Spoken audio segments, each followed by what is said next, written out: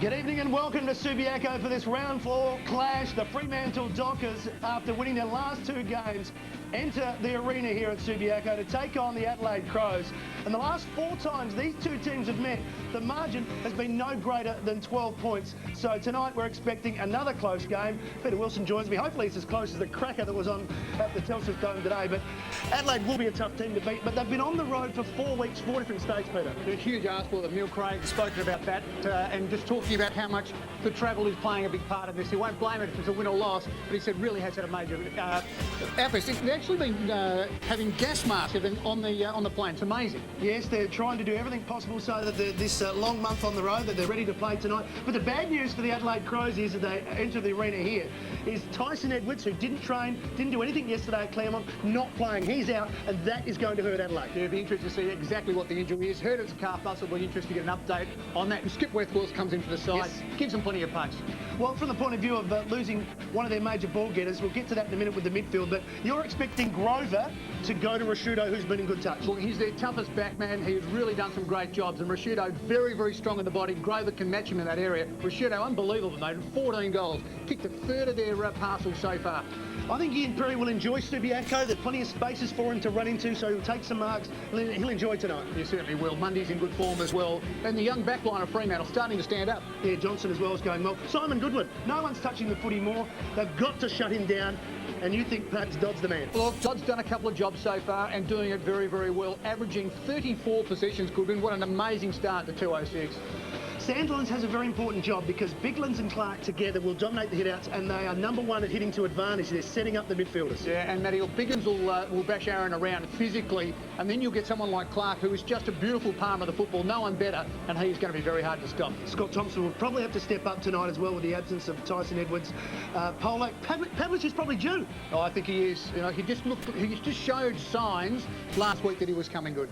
He kicked 8 last time they met at Football Park in a personal best. McFarlane is very good, so is Rutten, the All-Australian fullback. Yeah, look, and really, what a great battle. That's one of the great matchups. I think McFarlane, they're very, very quick across the ground.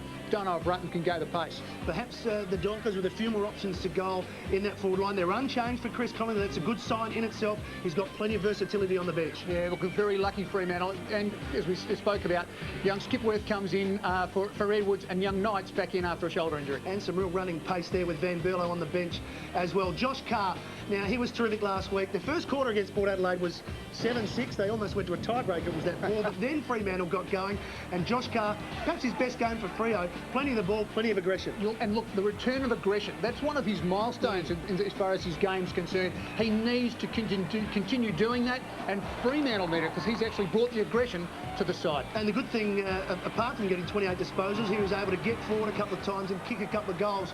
Always a good sign if your midfielders are getting forward. Oh, it certainly is, Matt. There's no doubt that he's an integral part of this side and also a barometer. Speaking of barometers... This is it, isn't it? This is the integral part of the night. Rashudo kicks goals, Adelaide win. I think it's been great having Rashudo up forward. It's been a bonus for him. 14 goals, as you mentioned earlier. He hasn't been fit, but he's been given a target for the midfielders, and he can kick long. Look, and he's getting fitter now too, and he does. He kicks the ball a mile. Outside of 50, no problems, Rashudo. He'll always put it through. 14 goals, I think 6 or something. It's an amazing stat to start the year. Yeah, 20 scoring shots for Rashudo. Burton kicked 5 last week to help him out when he only got 3. I think tonight probably Henschel has to kick a couple of goals as well. Yeah, for them to get up, there's no doubt about that. I'll tell you, the Birdman, he is hard to stop. He is just amazing. Watch the fly. I love to watch him get in the air. Who wins and why? Oh, look, I think Fremantle, too many options across the midfield and up forward, but again, for me, only a couple of goals in it. Yes, it should be a close game, and it is the Anzac Day round, and here at Subiaco, it is always a big emotional round, and tonight, we've got the veterans out on the ground with the march. We've had the veterans on Harleys, and these are Vietnam veterans involved in the official parade before the game out on the ground. And it's so much history here at Fremantle, and the flame was lit from the War Memorial earlier today, passed on to the granddaughter of Major Peter Badco. She was lighting the cauldron. We'll be back with the official ceremony and the match after this.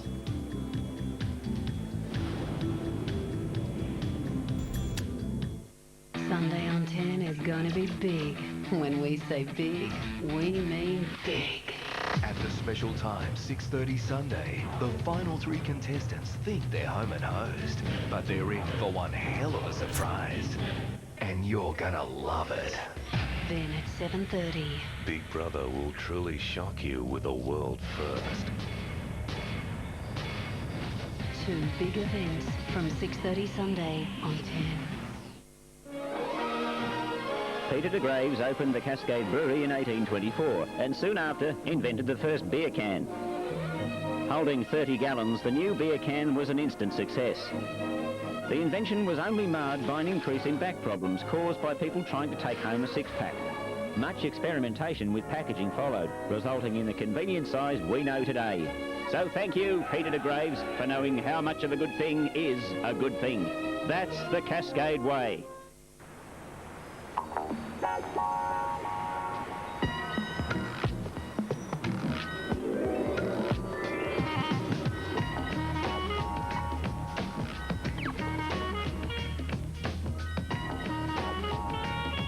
For a limited time, bacon lovers won't be able to resist the double beef and bacon burger. Bacon's also available on any McDonald's burger when you order.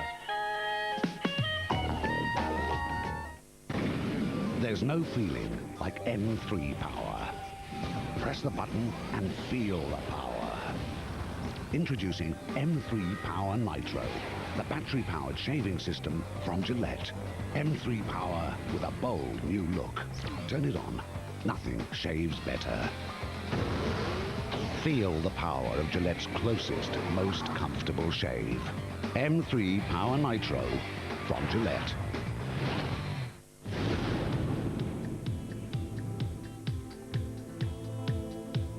And welcome back to Subiaco. Some clouds around. We've had some beautiful weather in the last couple of weeks over here, but not as warm today in Perth, but still conditions are fine for what should be a great game. If you've just joined us, you missed the opening, you're watching in Adelaide. Tyson Edwards not playing. He is out of the side. Skipworth has replaced him, and no changes to the Fremantle side.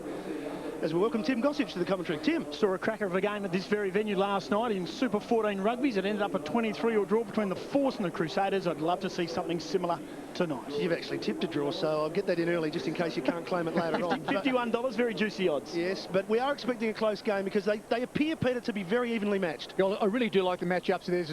There's arguments for both sides, which really makes it exciting. If it's half a game of what I saw today, Western Bulldogs Geelong, I tell you what, the crowd and all the spectators at home watching on television are going to love it. Yes, a lot of people have been criticising the way the AFL game has been played so far this year. If you haven't seen a tape of that game today, make sure you get hold of it or watch it. And watch it soon because it was a ripper game. And, well, Adelaide, one of these teams will go to 3 wins and 1 loss and will consolidate their position inside the top 8. Be a fair effort for Adelaide too. If they do get up and win this game of football, considering the start they've had, they've been on the road, they have been everywhere. I mean, coming back from Monica last week, it's a huge effort. Carrara, sorry. It is a big oval, similar to this size, and you certainly know when you've played a game at Carrara as far as the legs go. So you know about that? Yes, a big month for the Adelaide Crows, and they're looking for their 3rd win. Players are lining up for the official Anzac Day ceremony. As I mentioned before the break, it is a wonderful tradition here at Subiaco. Of course, Anzac Day game being played at the MCG between Essendon and Collingwood. Let's go down to our MC for the official ceremony, Greg Pearce. Ladies and gentlemen, boys and girls, we now ask you to rise for the Anzac commemoration that concludes this afternoon's Len Hall game ceremony. The ceremony will start with the ode read by Mr. Barry Wanstall, who served with the Royal Australian Air Force in Vietnam, then the playing of the last post. The last post and Reveille will be played today by Chief Petty Officer musician Ted Tate on bugle. After the playing of the last post, we ask you to observe a minute's silence, which will be followed by Reveille, then the national anthem, led today by Rose Parker. They shall not grow old, as we shall let grow old. Age shall not weary them, nor the years condemned. At the going down of the sun, and in the morning, we will remember them, lest we forget.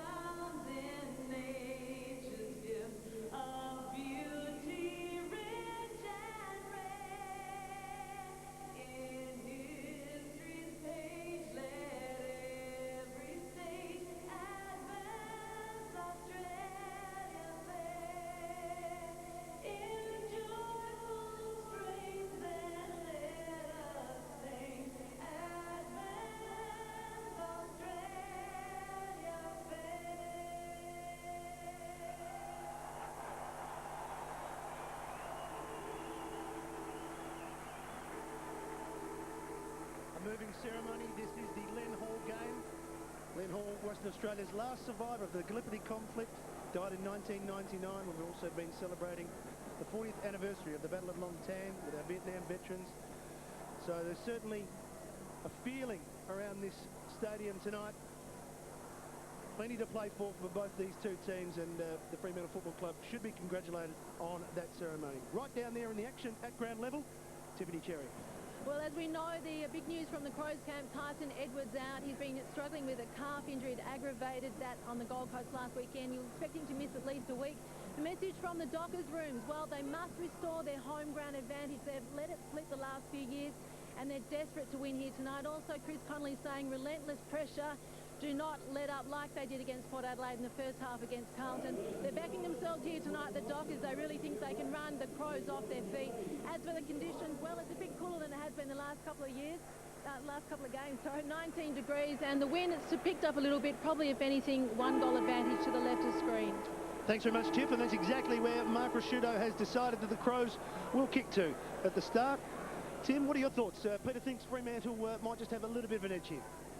I tend to agree, only simply because it's at Subiaco Oval, and I'd be tough on Adelaide to be on the Gold Coast and then back to Adelaide and then back to Perth. It is a tough ask. They've had a tough schedule. So I think Fremantle, but it will be line ball.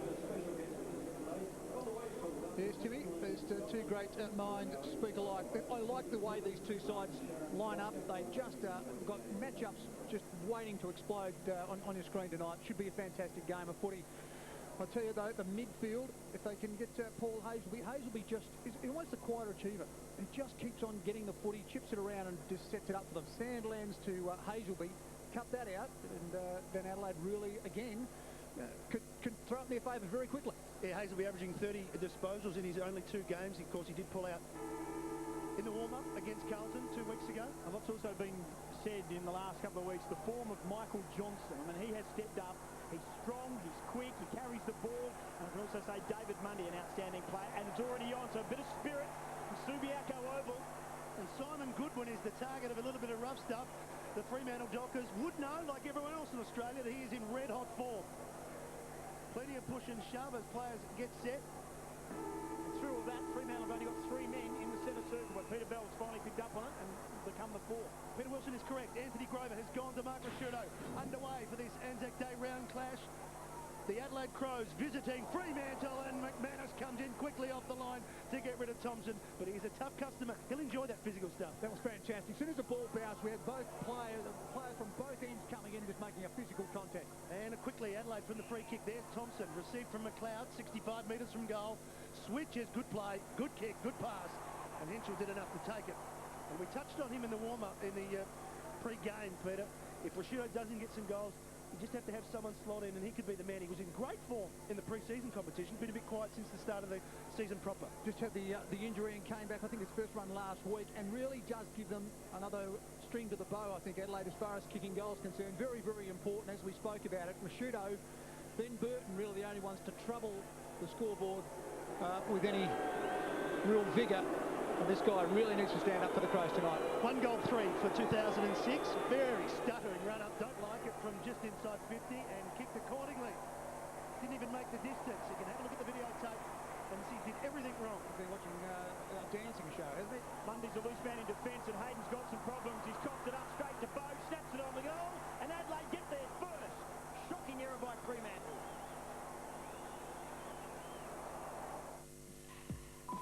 Get up, move, get up, move, get up, move, get up, move, get up, move, get up, move, get up, move, get up, move.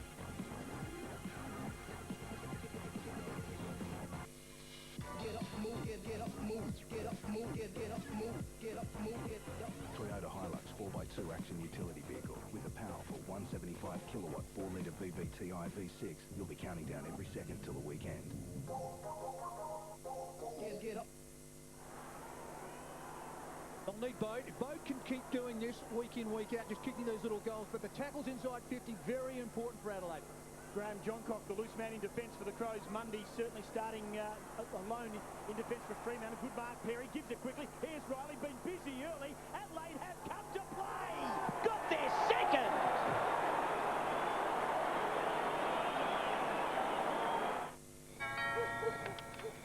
Looks like this is the place. Hi, everyone's here, so come through. Didn't we order a fireman? Am I at the right party? Let's get started. Woo!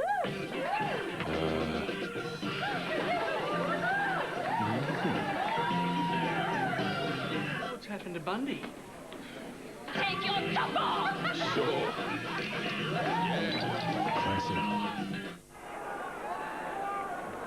What a start for the Adelaide Crows.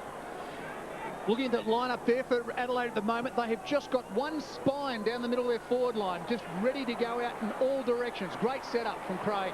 The Dockers go forward for the first time through McManus. Beautifully taken at ground level though by Bassett. Hart shares it with McGregor, and this very fine Adelaide defence spread it out towards the Birdman. Is he going to keep it in? He's ahead of Dodd. It's still going. Burton back to Massey. They share it. He's going backwards though. Biglands has to move quickly. Throws it on the boot. High ball. Mundy gets underneath it. Takes a strong mark. Has a look for the switch. Decides to immediately head wider. Medhurst a long way from goal, but he's got a player to use, and that's Parker. Doubt he's coming. Parker, he's off. It's called to play on, and the veteran is very cool in this crisis. McManus has been in terrific form. Sandlin's through the middle. Telegraphed the handball off though. Medhurst backs himself with pace. Terrible kick. Wobbles it forward. Still a chance for the Dockers. Farmer gets around Johncock, loses the footy. Will he get a free kick? He won't. Adelaide will clear through Johncock. And Perry will mark on the wing. So the Adelaide Crows would have been better just getting that footy straight on his boot, Medhurst, and getting it into his forward 50. Thompson has it in the middle of Subiaco Oval. The Crows are very busy early. Quick kick out wide. All Hayden dropped the head. Here's Johnson, has to mop up, under pressure. Crows again working hard inside their forward 50. Bell feeds it back to Shammer. There they go now through Mundy. Half forward. Medhurst has had a couple of touches. Well done, Perry. Got back to make the spoil. Medhurst has got problems as he's surrounded by Crows, but does well to kick down the line. Good option. It was his only one. He found the body. McFarlane looking for Pavlich. He pops it up on his head. Got to be good to mark that. Well done by McGregor. Adelaide just had plenty of numbers around the footy. 3 or 4 options here. A chain of hand passes to Johncock, who's loose. Riley busy. Here comes Rutten. He runs through centre half back. That kick not good. Bell will chop it off in the middle of Subi. And Burton came through, could have killed him, but he put it out in front of Carr. Rutten coming again. Carr, too nimble. Wants an option. Poor kick again. Johncock has started beautifully for the Crows. Phil McFarlane in the middle, just a poor skills really, just causing that turnover. Well, he's got the same thing back from McLeod, who did likewise, and Hazelby now the man with the football. Hazelby. He's got to come back. There's a shepherd on the mark. He can't. He's got to come right back. Well, I think they're pretty lucky there, because the option that he took was 3-on-1 for the Adelaide defence. It just gives the opportunity now to Adelaide to get back and fill up that forward 50. Men in charge tonight, McInerney, Nichols and Mark Getz. Not sure about this option from Hazelby, because it's gone back 15 metres to no advantage. And that's a poor kick again. Pavlich didn't take it. Johncock turned around, found a chance to get the hold of the football, dribbles it out of bounds. We'll have a boundary throw in, 60 metres around from the Fremantle goal. They haven't scored yet. The Crows are the first two, courtesy of Bode and Riley. Yeah, they're very much just looking for Pavlich at the moment. That's unusual. They haven't been doing that so far this year. Mainly they're trying to get Pavlich into the game. There's a hold, and Adelaide will earn a free kick. Pavlich slipped almost going for that attempted mark. Almost ball, but his right foot giving way. Biglands now has it. Scoreboard wing. We've gone 6.5 minutes. Mismatching size there, McManus opposed to Perry. Ball still in, and Adelaide work it in a confined space and work it out nicely. Johncock got a problem, has to get rid of it and does. Massey off a step. Big spoil. But again, it will go back to the Crows. We've got numbers behind the footy. Massey again switches to Rutten. Can go short to Rashudo if he so chooses. Decides the longer option, and that is Burton. Drops it. Under pressure from Dodd. Shakes the tackle. Gives it to Rashudo. Gets away from the outstretch of Dodd. Then kicks inside 50. Shirley gives it to Bode on the left foot. He's kicked 1. He's kicked 2. And the Crows have kicked 3.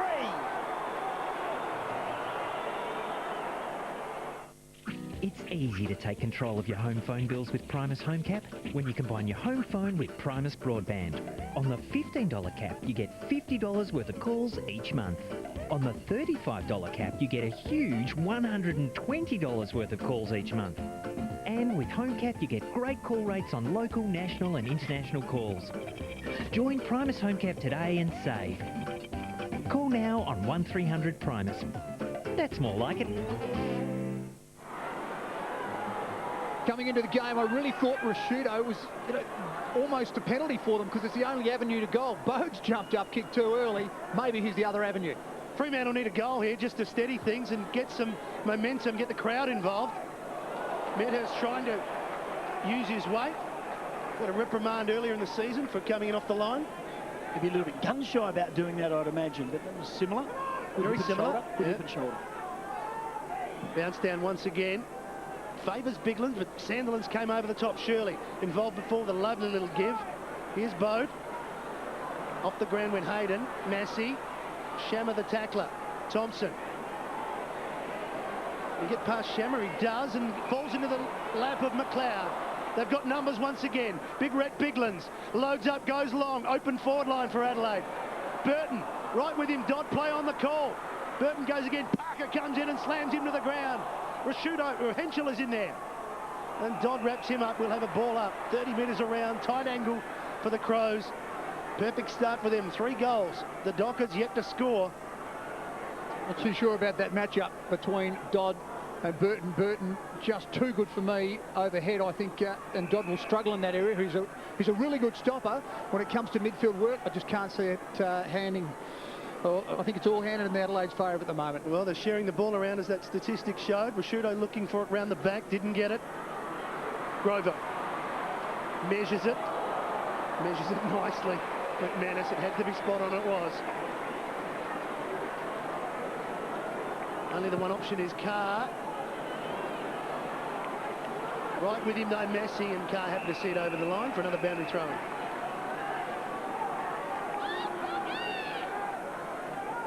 Adelaide's record versus Fremantle here at Subiaco, 2 wins, 5 losses. They're on their way for their 3rd win because they've made a fast start, 3 straight. Legal disposal. Skipworth, a late inclusion for Edwards, about to come onto the ground for Adelaide.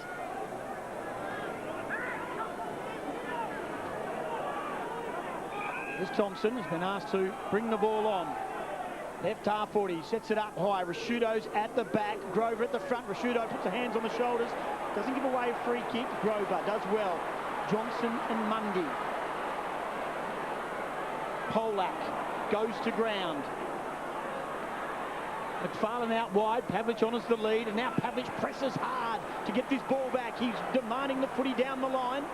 McFarlane then kicks a shocker. But McGregor did that really well. He just covered Pavlich's run there, did it very well. An ordinary kick. But McFarlane looked at him 3 times. Said no, oh yes, and they'll just kick it over his head. Saw it pretty good though. I mean, he saw McGregor out of the side of his eyes and didn't do it. Why he actually ended up going there in the end, nobody would know. Even Luke. Enhart straight up to McLeod. Just got too many numbers at the moment, Adelaide. Especially coming off that half-back line. John Cox, 6 disposals already. Going past Henschel, will have another boundary throw-in. He's on Farmer, John Cox, too. So Jeffrey Farmer is standing 40 metres away in the middle of the ground, now jogging back. They're just lining up in a line across the back of the centre square and just running. We've seen this against Farmer before. John Cox played him a couple of times, and he does tend to run right away. Farmer dropping off. He's really got to make sure he improves that defensive part of his game, especially here tonight. Tough in close, but the Dockers worked it out. Mundy to McFarlane. Hits the body that time. Not short of distance. That's a woeful kick again. Tough being a forward at Fremantle at the minute. Medhurst puts McManus under the pump. Did well. Dodd's going nowhere, though. Gets out of trouble and measures the pass nicely. Good take from Polak. Here's a chance. Johnson down on the forward line. 60 metres from goal. Farmer. Again, plenty of Adelaide players around, but Farmer's got it. In the middle, he should go back and have a shot. He's well within range. 45-degree angle. Jeff Farmer. John Cock thought Rutten was going. Rutten thought John Cock was going, and Farmer just jumps up in the middle. The Dockers need this. They need to finish off with a goal, get some reward for some pretty good work by Don McManus on the wing. Good kick, beautiful finish. Farmer's got his first, his 8th for the season.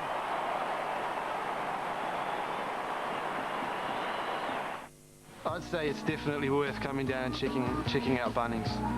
The range here is absolutely amazing. We'll suit any home DIY or weekend warrior to a tradie. 20-piece screwdriver set only $29.98. Multi-fold ladder $149. Outdoor bistro blind $88. Storage container just $12.98. If you happen to find a cheaper price on a stocked item, we'll beat it by 10%. I think you're mad if you don't come in and check us out. Bunnings Warehouse! Lowest prices are just the beginning. Jeff Farmer's first kick is a goal. His opponent, Graham Johncock, has had 6 disposals to lead the way in this game so far. Clark. There goes the bell. Headland. He's on for McManus. Ball pitches. Meadows has been good and got away from Hart. Spears the pass in. Polak in best position, takes the mark. Kicking's a problem sometimes for Graham Polak, so he'll decide to chip into the pocket, sets Farmer a task, 3-on-1. He can beat 2, but 3's a bit rich. Rutten takes the mark, is now played on. It's a silly kick. He's just got to be going the hot spot.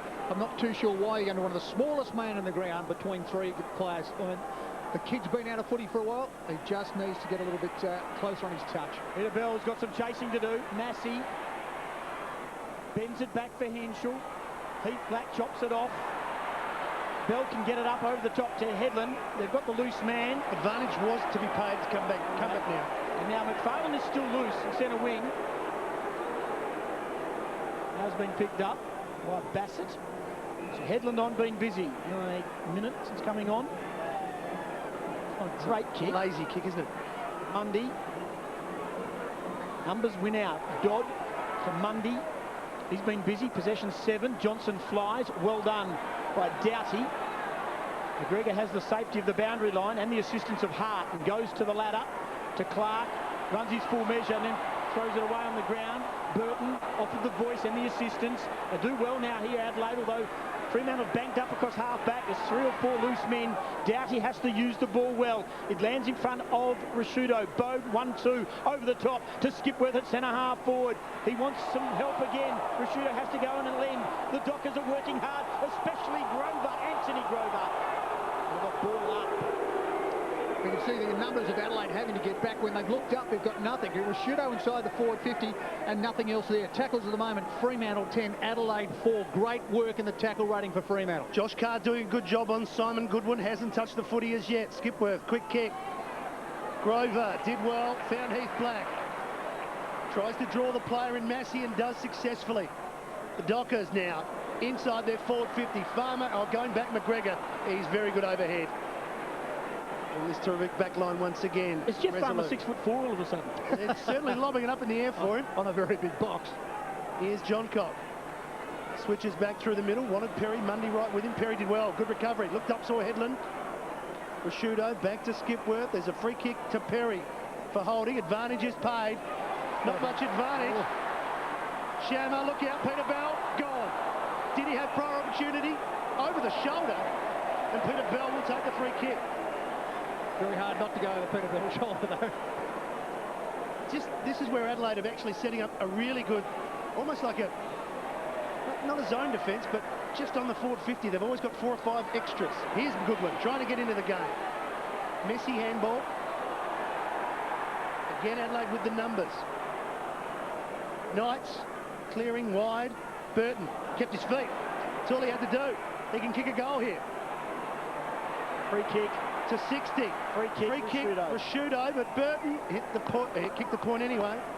So Rashudo being held away from the play. We're going to see a little bit of that with Grover, trying to keep a very, very close association going here. And needs to, but I'll tell you what, the Burton, he kept his feet beautifully. They're so important to do that, especially with young kids playing footy these days. Keep your feet, you're always going to come out of chance. You cannot afford to go to ground. And that was just obvious. And that little saute forward for Adelaide. Well, you'd back him 99 out of 100. He's a terrific kick, whether it's anywhere inside 60 metres. You'd be confident. A wonderful player. And as soon as I mentioned how good a kick he is, you knew that was going to happen, didn't you, Tim? Certainly did, Minty. You're really starting to mark it down for a point. He'll be back. He'll kick some beauties before the end of the night. He will. Champion. Some work to do, Fremantle. Kicking to the forward line, in particular to Jeff Farmer, is setting an enormous task. And Michael Johnson can kick a long ball. He's kicked to Sandilands. Does well, yes. Like a set play. Tap straight over the back to McManus. This is how you break the flood. Here's Headland spearing past to Pavlich. They've got to get it on fast. Heath Black's run on, also Hazelby, and on the lead, Medhurst. Loves to swing around on the right boot. He decides to straighten things up. Farmer's at the back of his pack. McFarlane up. No mark. Adelaide numbers. Again, Knights. Clark. Riley back on for Thompson. Now Burton on centre wing. Good mark. You're right about that matchup, Peter. Yeah, just don't like it overhead. I mean, Burton just is, if he plays like a 6'4", he's just got such a great flight. Session 6, Riley also providing plenty of run. Too easy, spears it in, and here's Rashuto.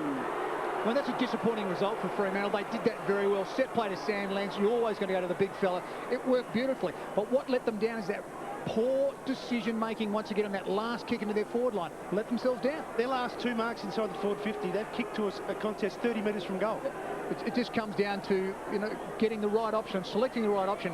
Fremantle doing everything right until they get into their forward 50. Their last decision is causing turnovers like this, and Adelaide with an opportunity to score. The man who made that decision, Paul Medhurst, has come straight off the ground, replaced by Ryan Crowley, and Mark Rashuto has missed again. That's a terrible kick.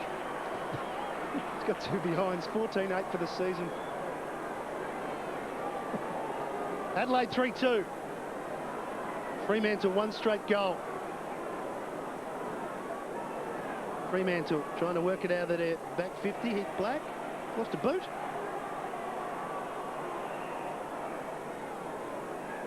He's taking his time.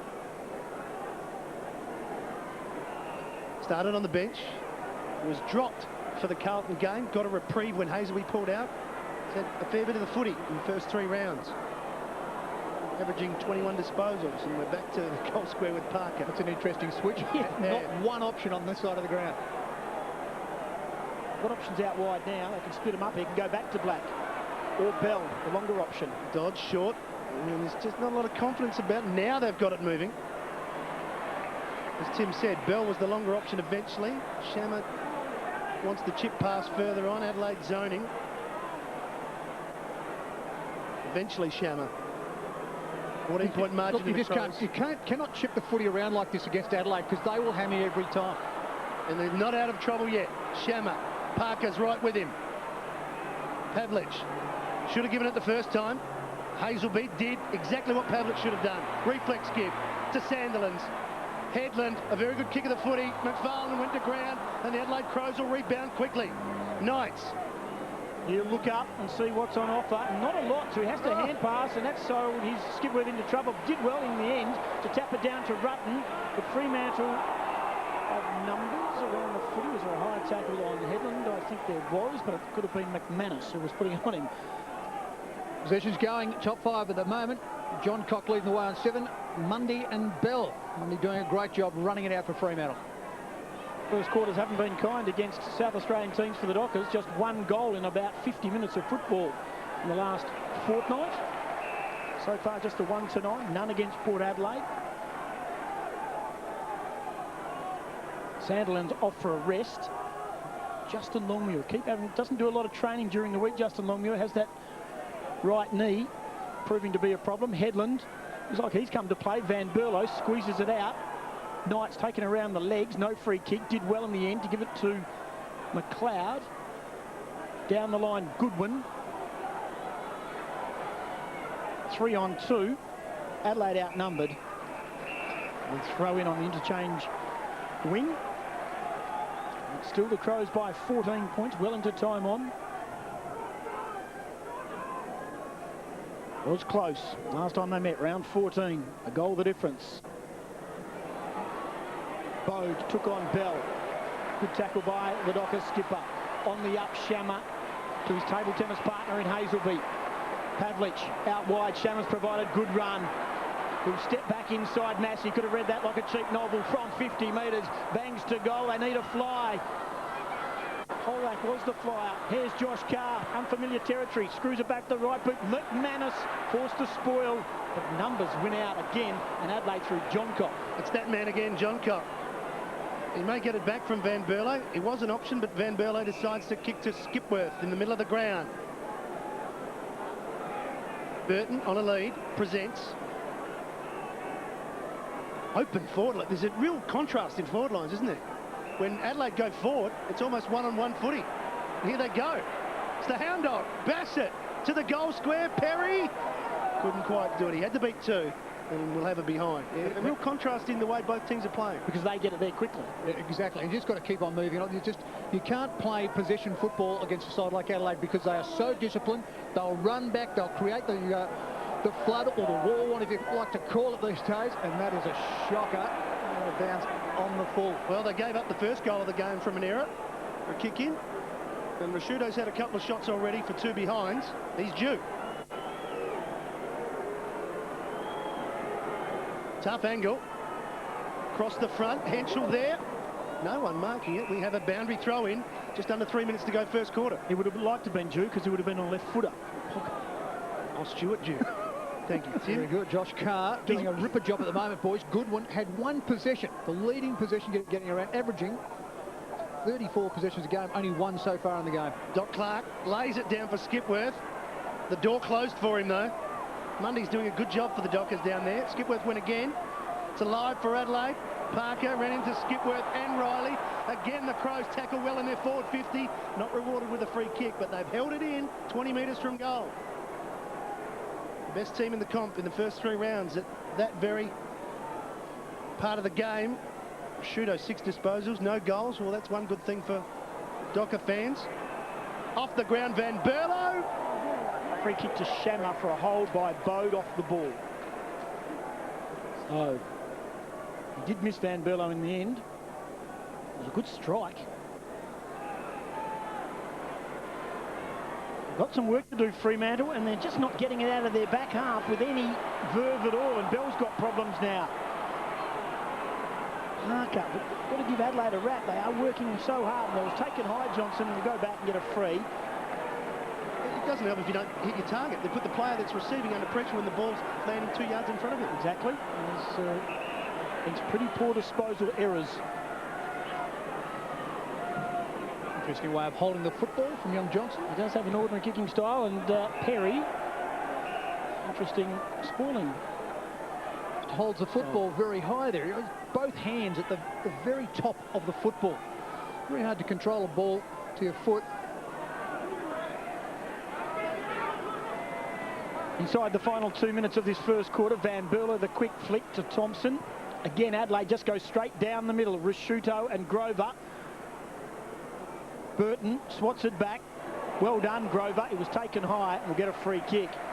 He really is starting to be one of the premier defenders in the competition. He gets a tough job every week. Now, down the line, this is better from Fremantle.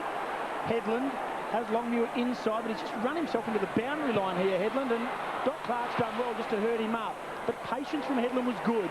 McManus in the end. He's too far out to score. Farmer on the lead into the pocket. Stretches the hamstrings, takes the mark. Over the top to Headland, back to Farmer. Something tricky on the boundary line. Jeffrey, it's going to have to be good. It's terrible. Post. Striking it all well. Well, Fremantle just continue to let themselves down with their options going into their forward 50. And what they're doing inside their forward 50 is ugly. In contrast, Adelaide run it out again. Rutten to Knights. Into the side. A little bit short, though, this time for Rashudo's. Got to beat a couple. Grover dives on it. Needs to get rid of it now. Did well. Gets a free kick in the back. And the advantage will be paid. Shammer. 1-2 with Bell. Shammer heads wide. Rebound football from the Dockers. Can Longmuir cut back through the middle? Headland's all on his own. Didn't spot him. Again, the pass falls short. And Adelaide will clean up this time. Bassett. It's the skill level difference in the game. Massey. One-on-one contest. Parker and Henschel. Henschel almost threw it out. Hazelby didn't go cleanly. Doesn't really matter because the siren has blown, and as Tim mentioned, just one goal for the Dockers after failing to score one last week. So not the start they were looking for. They came back into the game, Peter, but they're just their skills and their decision-making let them down. I don't think you can argue about how many possessions they've been getting. I mean, they're getting as much of the ball as Adelaide. Just continue to turn it over with poor options. Their decision-making so far, Matt, has probably been less than attractive. The Adelaide Crows got off to a flyer, kicked the first 3 goals, just what you need when you're playing away from home, and they lead by 14 points at quarter time. We'll take a break. Be back after this.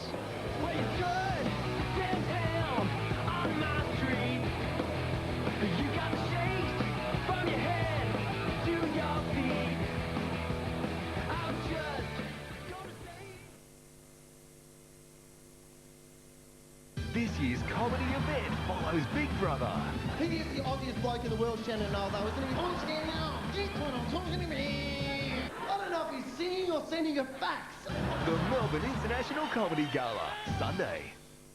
April is temptation time at Truscott's. Try resisting this. Acer laptop computer with 15-inch screen, 256 meg of RAM and DVD burner, just $10.98. Tempting, isn't it? Truscott's. The Cornu latest and greatest catalogue is out now. Huge savings store-wide. 4-piece bedroom suite, $7.99. 2-piece corner shade, $9.99. 9-piece dining, upholstered chairs, $9.99. Plus 48 months interest-free with absolutely no deposit. The Cornu. Race in for the Mitsubishi end of financial year clearance. Rallybred Lancer ES. Fuel-efficient 2.4-litre Myvec engine. Free alloys. Free spoiler. Just $19,990. Zippy Colt LS. Fuel-efficient 1.5-litre Myvec engine. CVT automatic. ABS brakes. Just $17,990. Race in now for winning deals during the Mitsubishi end of financial year clearance. When a 6-year-old comes to the IKEA store, what does he think? Why do we have to look at so many kitchens? Kitchens and blinds are boring. Mum, I want to go to the toilet. From a free play and ballroom to the delicious children's menus in our restaurant, there's more to discover when a 6-year-old comes to IKEA. Not bad for a shop. There's no feeling like M3 power. Press the button and feel the power. Introducing M3 Power Nitro, the battery-powered shaving system from Gillette. M3 Power with a bold new look. Turn it on. Nothing shaves better. Feel the power of Gillette's closest, most comfortable shave. M3 Power Nitro from Gillette. April is temptation time at Truscott's. Try resisting this. Hisense 80cm LCD TV, just $1,498. That's a delicious $500 off. Tempting, isn't it? Truscott's. You'd have to go a long way to find anything more delicious than a Red Rooster strip sub. So we went all the way to Thailand. Sweet chili and lime combos, just $6.95. Taste the world at Red Rooster. Following Big Brother Sunday. I don't like birds anyway, because they bloody on me, you know? When bird did crap on me the other day, I'm walking along the road, and the guy next to me said, "That's good luck." I said, "Well, come over here, I'll you, all right?" The International Comedy Gala, Sunday. The 2006 Toyota AFL Premiership season. Proudly brought to you by our broadcast partners. Toyota. Footy. Oh, what a feeling. Harvey Norman. There's a store near you. Carlton Draft. The beer behind footy. And Motorola.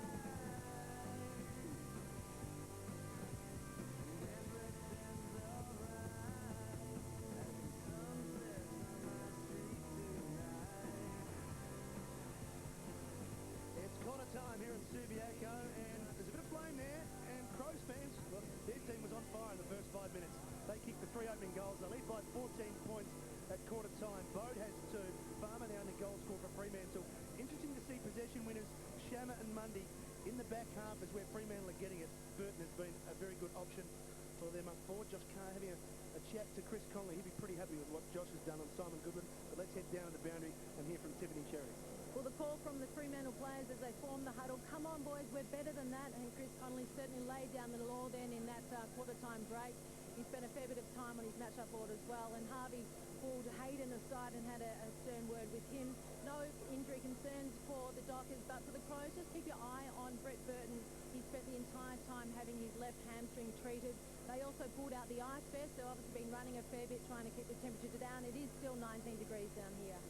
Thanks, Tip. Pollack off for the Fremantle Dockers, but just some statistics that you picked up at quarter time, Peter, the way Fremantle are playing. Well, just short kicks, Matthew, has been the biggest problem for them at the moment. They've got 30 short kicks and 11 long kicks. Now, of course, let's look at the game they played last week. First quarter against Port Adelaide, very similar, very ugly, but then it changed. And Fremantle last week had 83 long kicks in their game, averaging 20-odd per quarter. So they're way off the style of football they want to play, what we've seen so far in the first 25 minutes. Set to go. Second quarter. Adelaide with an identical score they kicked against the West Coast Eagles at round 2. Leading by 14 points. There'll be a free kick to the Crows. It'll be Biglands. So the quarter starting exactly the same as the first. Adelaide with a free kick and away. That's Jonkov. The outside of the boot. Rasciuto. Kept it in play. Got it to Perry. Crowd saying was out. Perry swings around. Has he got enough curl on it? It heads long. There's a contest right on the line. It's still in play. Burton was trying to get a boot to that. He was trying to swing around. He wasn't successful. Umpire will ball it up. Here's Rasciuto. Did he keep it in? Well, from that angle, it looked into me. But it's very tough from we're a long way away from. Probably known as a flick pass. Longmire wanted to try and rush it through. Wasn't successful. Bow. And we have a ball up. And let's go down the boundary with Tim. You'd have to say, query over the fitness of Matthew Clark. He started the game on the bench, had a fair bit of work on his left adductor there, as you can see, and getting more work now.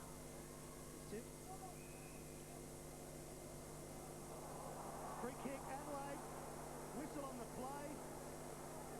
Shooter, ball. And it's Rasciuto's kick. And he's had 3 shots at goal already. And that was the non-controlling umpire, Yeah, Kieran Nichols, came in the middle of the ground. outside the 50, yeah. But it's the second free kick against Grover, where the ball's really not in the contest, just making sure he's really on top of his man, maybe just getting a little bit too conscious of where Rasciuto is. Has he kicked his first? He has. And the Crows get the opening goal of the second term. Want to know what's really happening on Big Brother this year? Everything we've told you so far is true. Nomination night will have a big new twist. True.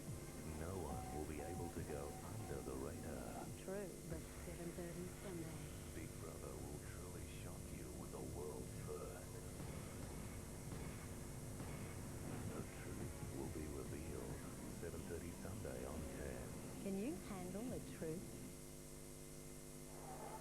What's a slight SOS out to the rule makers when it comes to a decision like that that could ruin a game of footy? That's just not on. Didn't look good, did it? Yes, and the umpire made that decision from about 80 metres away, so it's a good effort. Anyway, the Crows are going forward again. Goodwin. There's Perry.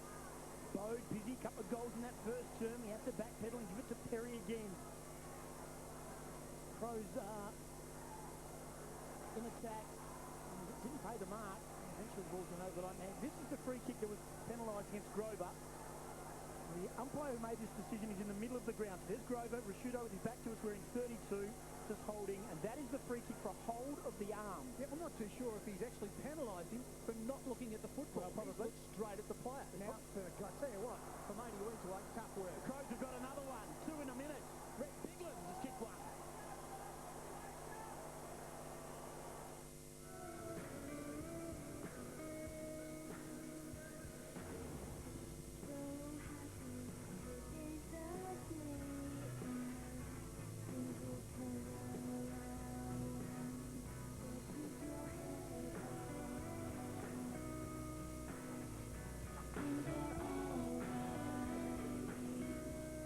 The stylish Motorola L7.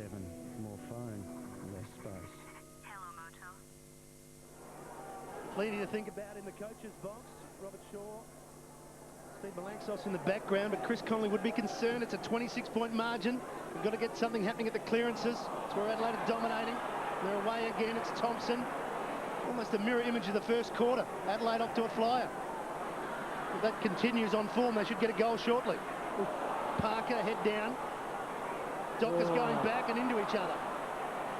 Bell shovels it back to Johnson. They're trying to get something happening. Pavlich is back there trying to help out. Shammer's still going. He's everywhere.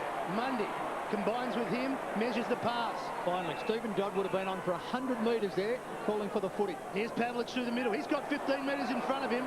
He's got some space. Medhurst on a lead. Here comes Birdman. No, Goodwin, I should say.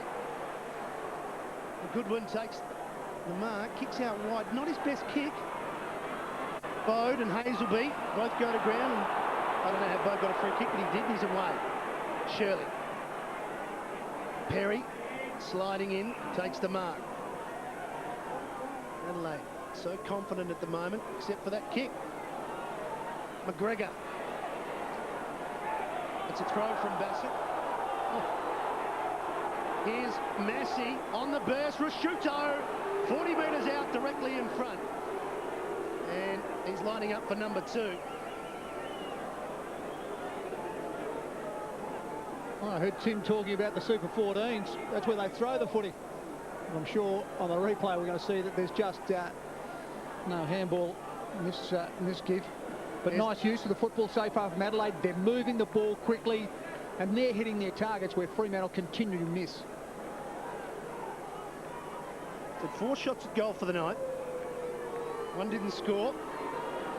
He's kicked 1 too. Drops pretty good. It's going close. And he's off target again. Hasn't got the kicking boots on tonight, the skipper. And perhaps a reprieve there for the Dockers. Jumping up in the possessions of the shootout. He's now 10 possessions going absolutely fantastic. Here's Doughty. The old crow throw. Umpire Dean Marr did put the whistle to the mouth and didn't blow it. So the Dockers still got to get out of their defensive 50. Peter Bell says, I'll just spiral it to the wing. But McLeod has got a couple of yards on Black, but did well, Black. He's outnumbered, has to scoop it out forward. Does he get the boundary line? Doughty. Perry, been busy. Been herded up. But just numbers win out in the end, and Shirley will kick down the line. Spearing pass is good. And Henshaw has been paid the mark. It'd be disappointing for Fremantle. Just in one frame, you could see there's 3 and 4 Adelaide players around the football and only 1 Fremantle player. They called to play on, so he's forced to kick off a step. And Michael Johnson in best position. Those just have numbers. Riley's back, Bassett back, McLeod, Massey, Perry.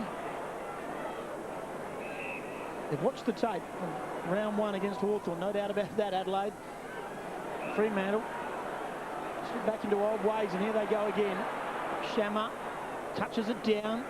Kick is good this time. Well done, Grover. Work his way up from defence. Then kicks long. Farmer's caught at the back. McFarlane, well done. Massey back across the flight, taking a very good mark. It's been a great night so far for McFarlane. Pavlich has been kept quiet, and Adelaide are out again through Bassett. Combines well with John Cock. Rutten kept running, and John Cock, who had plenty of it in the first term, finally finds the All-Australian fullback. Riley, fumble. Bell to the out possession. No. According to umpire Dean Margetts. Brawl from the crowd, and Headland's away. Indecision, though, again. Farmer. They need something special, the Dockers, and they're not going to get it. That kick right across the face of goal from Longmuir. And the ball in. What they're finding, though, is they're getting all their possession inside their 450 right on the boundary. Again, it's just simple stuff. Why wouldn't you square the football up? Luke McFarlane, he was standing by himself, would have had at least 15 metres on any opposition player. No square up, no discipline shown. Sandilands did well because Carr caught him out the back, but Longmuir flicks it back. Medhurst left it for Farmer. He gave it away. He might get it back, though. McLeod throws it on the boot. Burton in front. Paddles it forward. Still going, Burton. Did enough to get it out wide. Perry got the call from Biglands. Biglands. Good chase, though, from Medhurst. Johnson toughened at the ball. Great tackle, though, Shirley. Riley stepping nicely. Skipworth. No one comes to Perry, and he's off a step, and he kicks it high. Very high. Bell, front and square. Back to Grover. Sandilands all on his own in the middle, and the fifth light tower gets down low. Quick give, Shammer. Headland can go here. Headland should score. You don't get this much room very often. 30 metres, hits it long. McFarlane couldn't take it. Johncock, front and square, rows well, the Crows away again. Clark back on the ground for Biglands. Rutten runs his full measure, kicks to half forward. Grover gets to the front. In fact, it's Dodd, of course. There is Parker taken high to get a free kick. Umpire pays advantage. It should go back. There's not much advantage in that. Dodd did stop, mind you, when he had some clear space. Just not carrying the ball with any alacrity at all. I think Tiff's right. Burton looks like he is gone. He's not been able to move across the ground too well at all. Mundy. He could just stand Burton in a forward pocket, though. Just kick it up in the air, see if we can take mark of the year. Toyota mark of the year. McManus to Longmuir. He waited for it to pitch. Searching for a free. Thompson. Here's Farmer. Carr over the footy. Squeezes back to McManus. Black. Crows defence hanging tough. Quick kick from Pavlich to the front of the square. And Polak. Well, twice, all they did is try to centre the football. Didn't come off the first time, went down. They kept battling away Fremantle. Pavlich here, just knowing the disciplined thing, sent it to the hot spot, and there he has, a key forward waiting to take a grab. Simple game, Australian rules footy. Not the cleanest kick in the game. He's struggled in front of goals in the past, but from 25 metres you would think he'd be able to poke it through, and he has, and a much-needed goal for Fremantle, just their second. Pedigree understands dogs. We understand it's only natural for a dog to fetch stuff. It's only natural to dig a hole, answer the door, and roll in you don't want to know what. So we made new Pedigree natural with no artificial colours or flavours added. A delicious blend of healthy ingredients like fresh chicken, Australian rice, veggies, flaxseed and apple. And it tastes so much better than whatever that was. It was hard work and it took a while, but the Dockers have their first for the quarter. 11.5 minutes remaining in the half. And the margin, 21 points. Clark back on the ground. Sandlands wins it, but Thompson, again, scouting nicely. Kick from Dowdy's a good one, because Riley can run onto it. And his skills are sublime. Henschel. Wouldn't put it past him if he decides to shoot for goal. Tight angle. Well within range, though.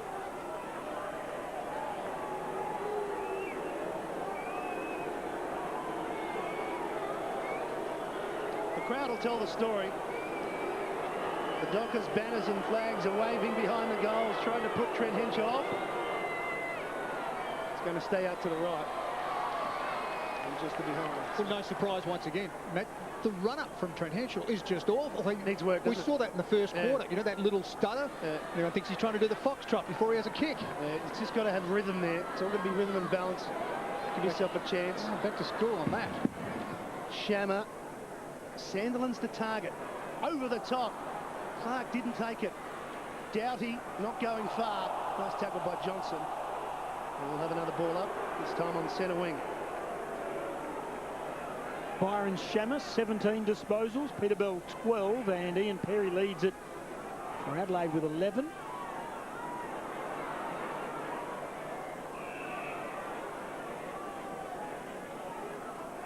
Inside 50s, Fremantle 16, Adelaide 13.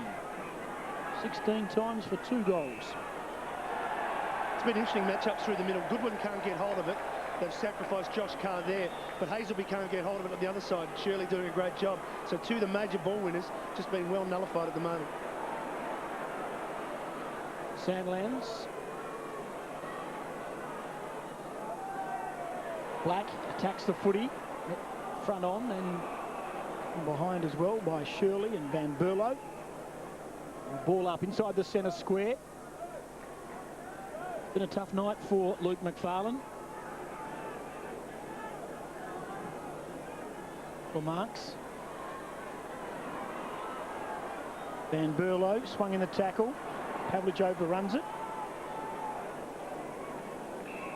But really interesting. Look at the midfield from Adelaide. Not getting a lot of football. I guess Thompson just starting to get in there at the moment. And Adelaide's last win versus Fremantle Subiaco, round 22, 2002. He laid the foundations to add to that. Here's McManus. Look for a free kick. Matthew Carr spun. Quick kick to the goal line. Justin Longby was there. So too Medhurst. Farmer on hands and knees. Oh, Paul Medhurst. Shades of Paul Medhurst from a couple of years ago. He doesn't mind venting his frustration. Fantastic stuff, Jeffrey. You can't say it does have the competitive spirit. Matthew Carr comes off the ground. Clark over the top. Cloud and Goodwin.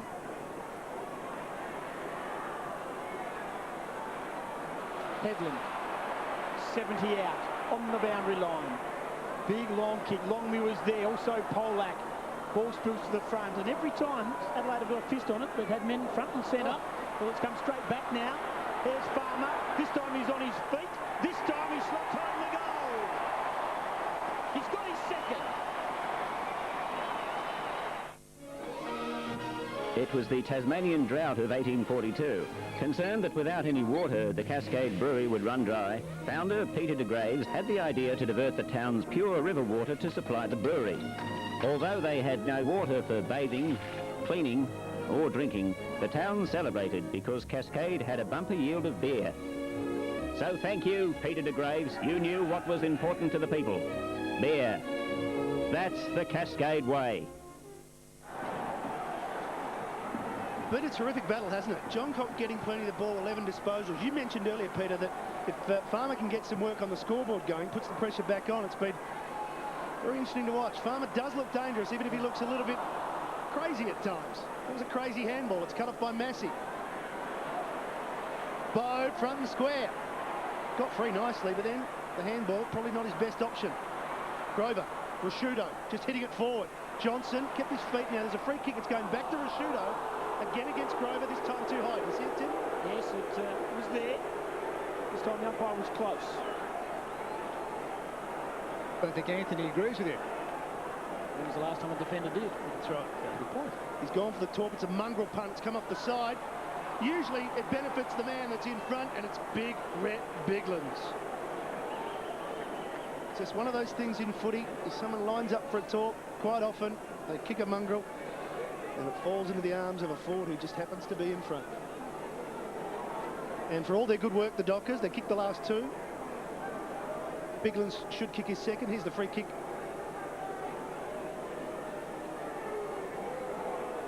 We're down low. Yeah, he's got long shoulders, really, hasn't he? He singled on the shoulder. Kick by Biglands. He's got two. And a bit of breathing space for the Adelaide Crows. You'd have to go a long way to find anything more delicious than a Red Rooster strip sub.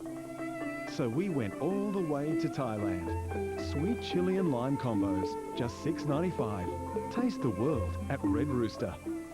Your foolish attempt to rescue your exotically beautiful girlfriend was always doomed. You'll never get away with it. I will, but just before I eliminate you, I'll give you a tour of my secret island and explain how everything works. So if I did escape, I'd be able to thwart your plans. That will never happen. Highlander Original. It's fast acting. Oh, James.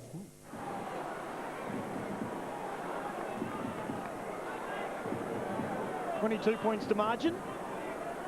Crows strike back after back-to-back goals for Fremantle. McManus. Longmuir wanted the front spot. Cloud wanted the footy. Now working on Brett Burton. Well picked up by Tiffany Cherry. Doesn't look too good at the moment. Crows are still going okay. By 22 points. Sandlands wanted front spot. Farmer going to go alone again. Jeff Farmer throws it quickly on the boot. He's the most dangerous forward at the moment, though, isn't he? He's the only one that looks like he can kick a bag of goals. And it's so important, as we said before, because it'll stop John Cock running off, who was just dominating as far as possession's concerned, with 11 all running out of the back half. Very, very productive he's been for Adelaide. So Farmer now starting to just twist the screws a little now. Long kick, McGregor the target, Pavlich right with him. McManus has been solid. Not sure about that handball from Pavlich. He got it back from Sandlands and then gave it away. Hazelby or Medhurst was standing all on his own. Wasn't Medhurst. Adelaide now a chance. Bigland's been good. Long ball, gets plenty on it. Henschel and Parker. Here's Bode, already with 2. First up though, Shammer. And now the switch. And they've got plenty of players to pick from. Bell's got to move it quickly. Johnson, space galore, players out on their own. It's rebound footy at its best, it's circle work almost. Not sure about the kick from Edlund. McManus came again. Great work from Ben Hart. He's going to get it back from Massey, and they have turned over footy they should never have. 4 players on their own, and they've managed to muck it up. And they get another chance. Parker. Took an age. Gave it up. Rashudo inside 50, round the body. Waits for it to bend. Doesn't bend enough. Another behind to Rashudo. It's at 4. This is just great play from a champion footballer in Ben Hart.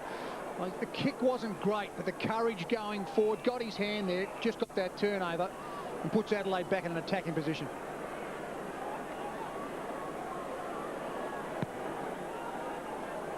Matthew Carr back on the ground, had his hand, his thumb restrapped. No doubt he's one of the players, as Colin mentioned, is under the microscope with a bit of form. He hasn't seen much of it so far tonight, on and off the ground, down the line. Polak worked hard for front spot. Goodwin, oh, interesting from Carr, lashing out with the leg. Josh Carr, that is. Riley, good spot up. And Rashudo will get a free kick. This is the 4th free kick for Rashudo for the night. This time against Bell. Quick give. Now, Headland's got to be good here. He's got to face the music. He does. Shammer. He overran it. Headland does well. Good second effort. Bode gives it out to a voice of Massey. Spears it in, and Burton back on the ground. And Brett Burton, who is 20 metres out from goal. 45-degree angle, and a chance to send the Crows out to the biggest lead in the game. It'll be 28 points should he connect. Some great work here by the defender in Bassett. Just tapped that beautifully, just controlled it, packed it to Bode. Hard to see there on the replay, but it was just a great work from the defender. Steers at home. The Adelaide Crows get the biggest lead in the game. The questions asked when I'm generally at the service desk. The most common I would say is, have you seen my husband? I've lost him in the store somewhere. Portable power garden stake only $29.80. GMC petrol blower $99. Bosch 14.4 volt cordless drill $147. Dulux 101 advanced paint $59.90. CSR Gyprock plasterboard just $12.90. That's probably the most common. Lowest prices are just the beginning. Burton's 8th for the year. And he's just rotating with Massey off the wing, but he'll spend a fair bit of time up forward, given that he's got some hamstring problems, but good enough to be out there and kick a goal. Bode, not going far. Headland in and under. Another smother. Fremantle. There's a player standing up wide. It was Medhurst. He must measure the pass. McFarlane got it.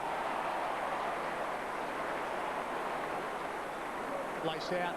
It's what you need to do. Paul Medhurst hasn't been too bad.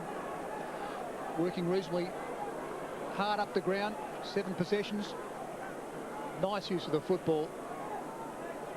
Dockers need an answering goal. As Tim mentioned, the margin is the biggest of the game so far. Is to get it back to the 22.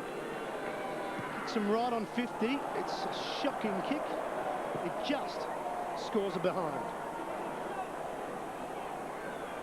They can't afford that. They just cannot afford Fremantle missing opportunities like that, because they are having limited shots. Massey receives the kick in from John Cock. Yeah, he's got a couple of options. The shorter one. And Riley. Dockers have manned up pretty well. Van Berlo. McLeod down behind play. Down. Heath Black and McLeod. Umpire paid the free kick. Advantage because the Crows had the footy. Thompson. Biglands. He's a big man finding a lot of space tonight. He's working overtime. No, Biglands, he is just... McLeod's still down, as you can see. Taking his time getting to his feet. A long way off the ball. Perry running hard. Got it. Great work by Ian Perry.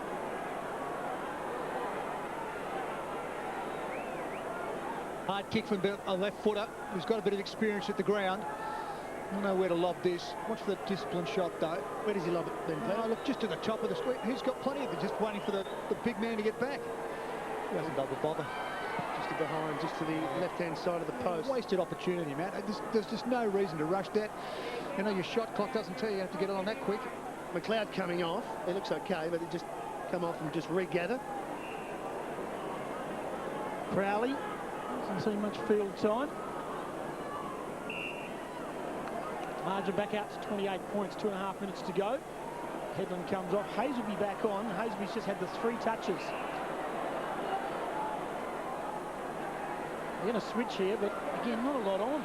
So the kick has to be good. McManus has got it, and now they've got to work extremely hard to get across. McLeod's fine. He's just come off for a rest. I think a bit of a tap to the stomach.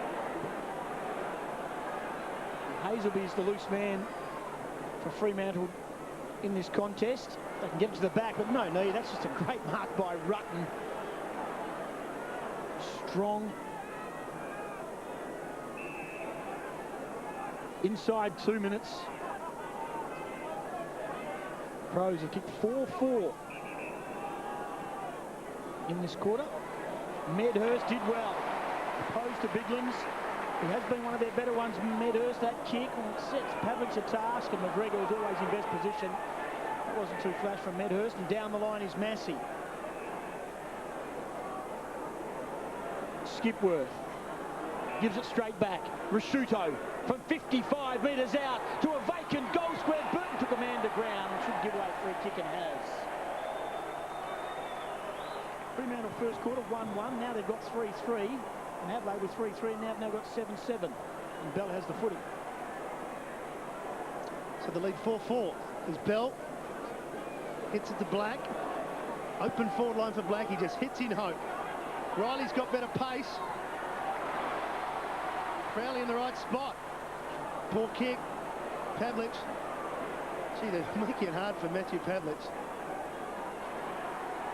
Comes back to Riley. Nice tackle by Carr. Over the shoulder though. Free kick Riley.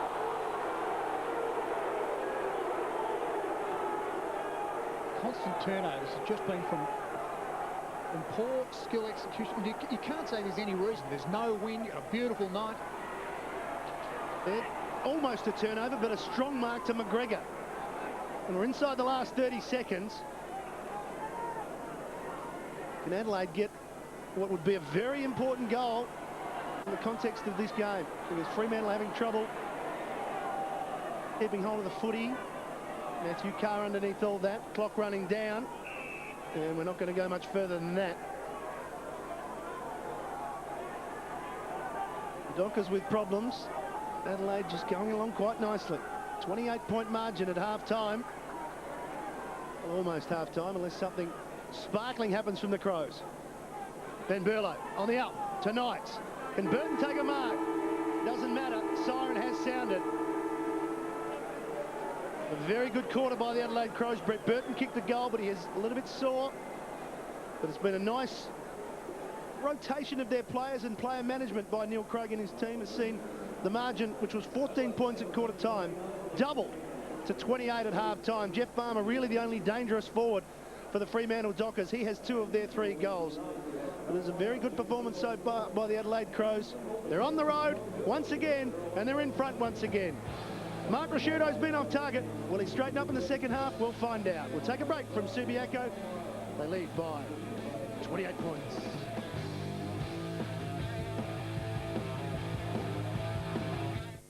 Where else can you see the biggest bands, get the biggest love with the biggest stars? Who else can get away with stuff like this? That's TV. That's a show. That's Rove Live. You can't miss Rove Tuesday. You'd have to go a long way to find anything more delicious than a Red Rooster strip sub. So we went all the way to Thailand. Sweet chili and lime combos, just $6.95. Taste the world at Red Rooster. Welcome back to what promises to be an explosive second quarter. Come on, guys. This is our big chance to pick up the pace and bust the packs wide open. White taps over to Johnston, over to Davey, with explosive pace, cuts through the pack, sidesteps Cooter and Mitchell, gets around Scarlett, collects Sartre and Maguire. Flies them up. Bang! All aboard the Davy train. AFL Team 2006 trading card game. $2.95 a pack. Get in quick.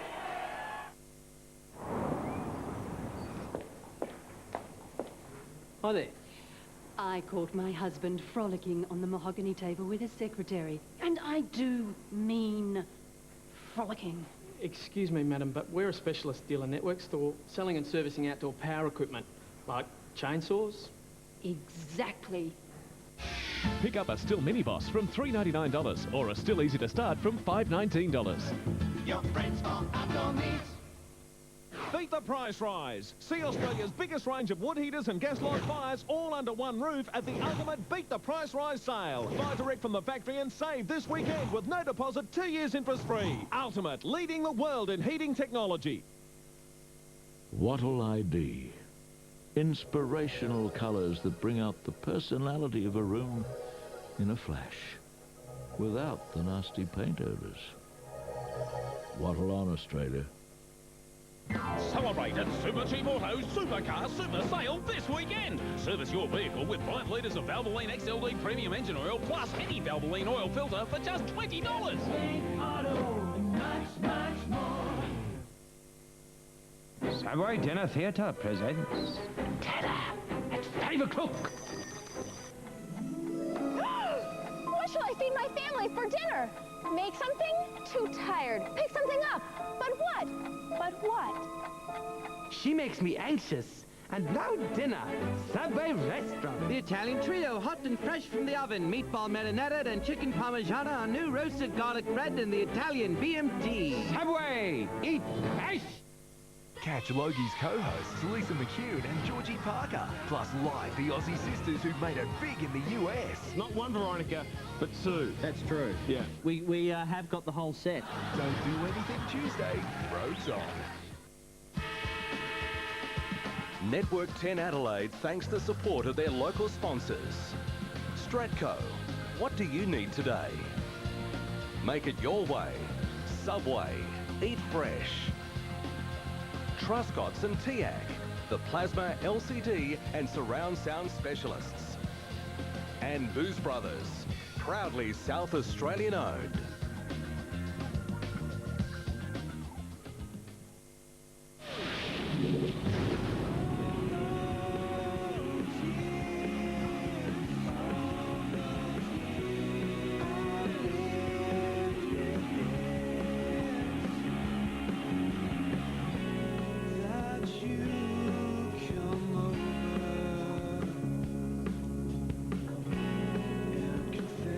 Welcome back to Subiaco. It's half-time and the Adelaide Crows in control, leading by 28 points. Biglands has been good. He has 2. So does Bode. Rashido's been off the target, but he's got 14 disposals. Shammer getting plenty of it for the Dockers at 18, and Farmer 2 out of 3 goals for the Fremantle Dockers. And they just can't seem to do anything right inside their forward 50. We talk about the Dockers, Peter. Inside 50s are pretty similar with both teams. They've taken 6 marks inside their forward 50, yet they've only got the 3 goals. Oh, that's going very wide. Every time that Fremantle have got the football and they set themselves up very well, springboard out of defence has been great. But as soon as they get anywhere near their forward 50, their decision-making has just been terrible, and they're just picking the wrong options. Well, when they're playing well, we see them go long to the contest with perhaps McFarlane, who is having a down night, but you know, he's still got a half to rectify that. And Farmer, really, there's been times they kick to him as if he's 6'4".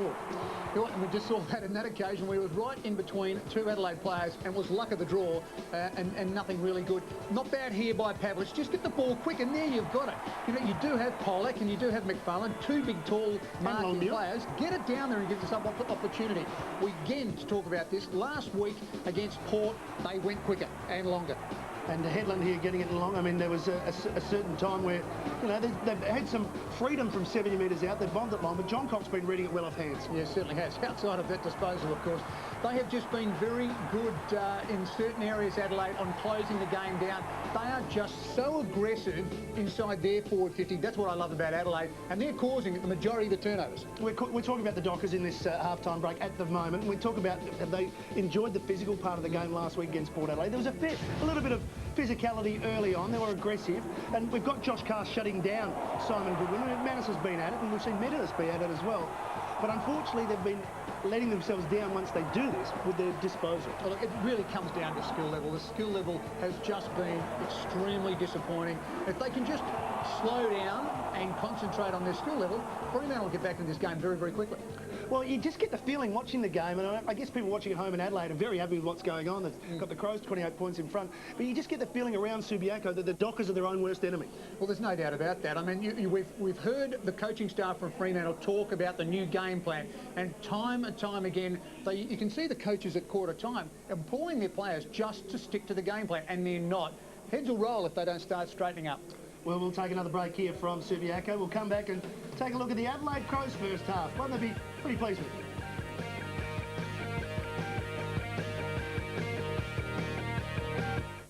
Are you ready for the biggest week in Biggest Loser history? At the special time, 6:30 Sunday, the final three think they're home and hosed. I'm guaranteed a place in the final. But there's one last twist they won't see coming. Wow.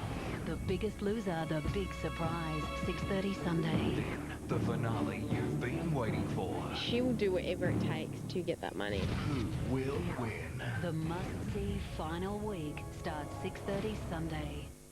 April is temptation time at Truscott's. Try resisting this. Acer 26-inch LCD TV, just $1,399 after the $100 cashback offer. Tempting, isn't it? Truscott's. Yeah, don't like complications, don't like to make things any harder than they have to be. Basically trying to get guys on site, materials. I'll take a photo of what, I think's a problem. That window when you know.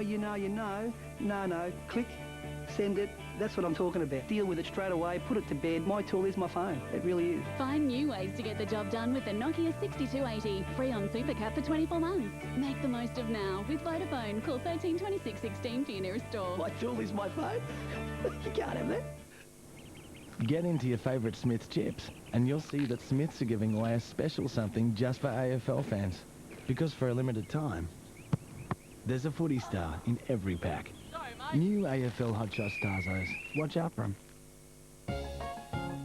Some brothers are famous for being entertaining. We're famous for huge catalogue sales, with specials like VB cans, $37.99 for a carton of 30, with a bonus long neck. Buy any 2 bottles of Bailey's, Smirnoff, Black Douglas or Cougar Bourbon for $50. Or choose from the Berry 5-litre cask range, just $18 a twin pack. Booze Brothers, we know booze.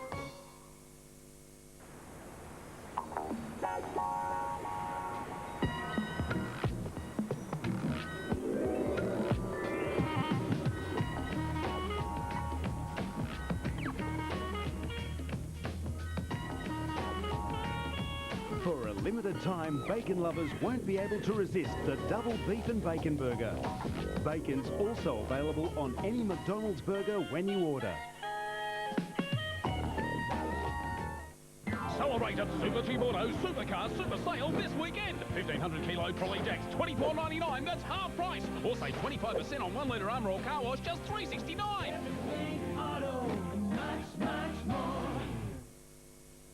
Race in for the Mitsubishi end of financial year clearance. Rallybred Lancer ES.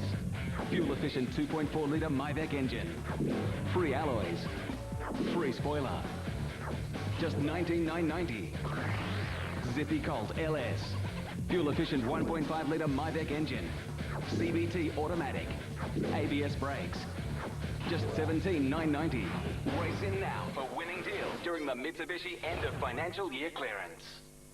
April is temptation time at Truscott's. Try resisting this. A Pioneer DVD recorder player for just $298. That's a delicious $50 off. Tempting, isn't it? Truscott's.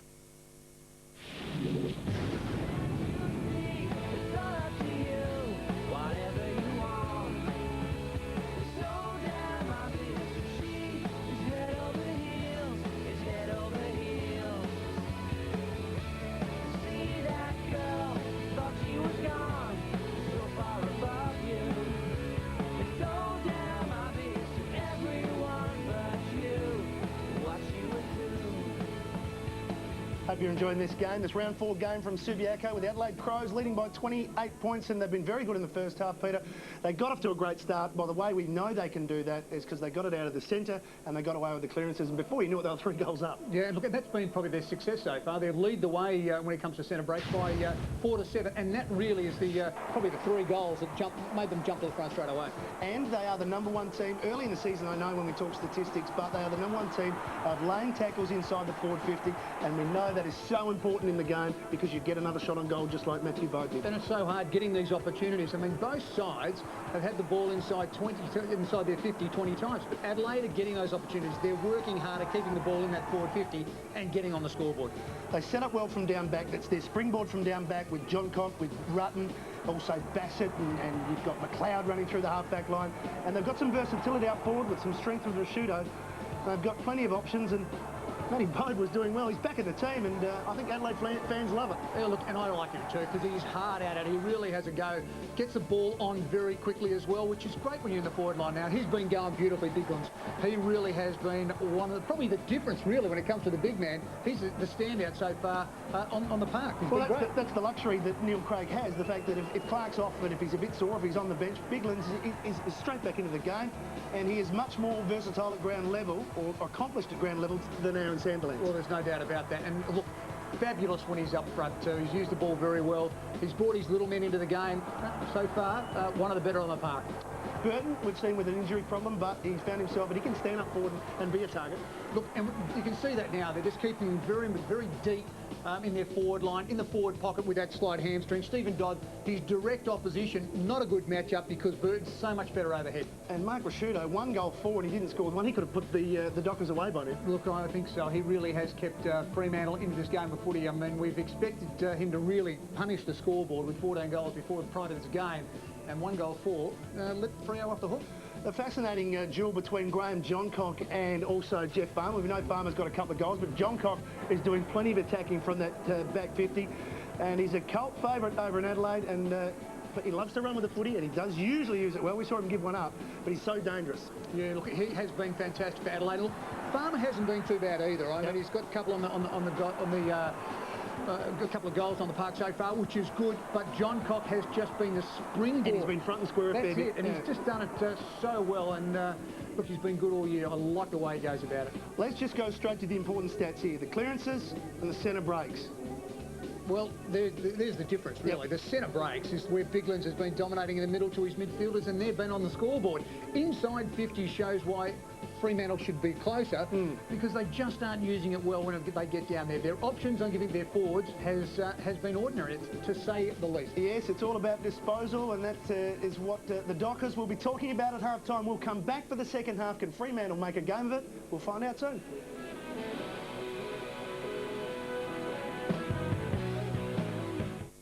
Epic battles. Monday Night Football. Colossal encounters. Monday Night Football. This is Monday Night Football on 10. 7:30 Monday.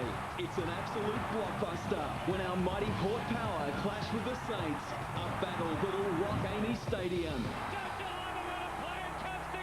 A night of pure entertainment. Port Adelaide versus St Kilda.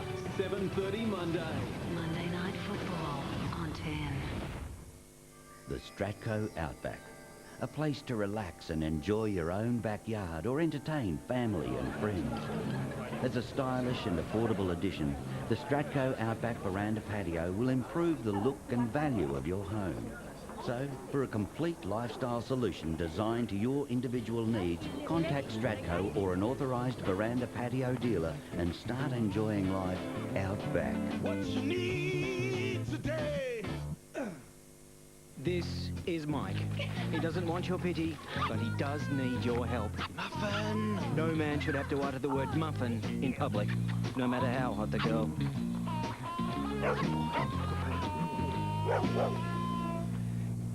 But it doesn't have to be this way. Just by drinking Coca-Cola Zero, you can help us sponsor a fully grown man. We have real taste and zero sugar. Let's demand hot women with zero miniature pets.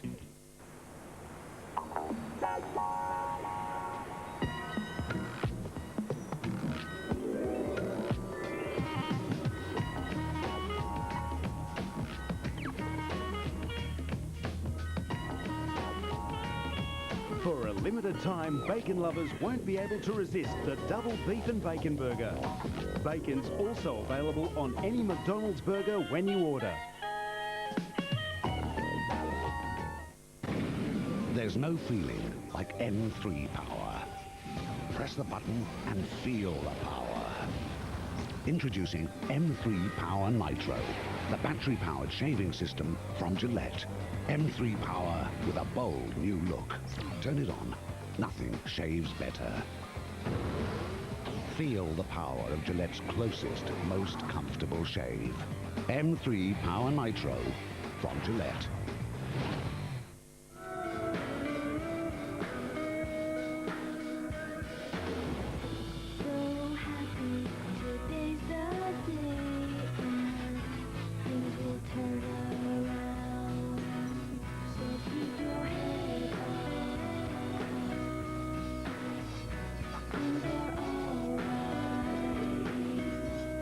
The stylish Motorola L7. More phone, less space.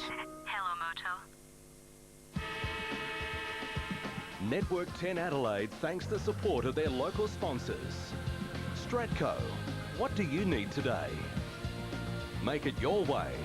Subway, eat fresh. Truscott's and TIAC, the plasma, LCD and surround sound specialists. And Booze Brothers, proudly South Australian owned.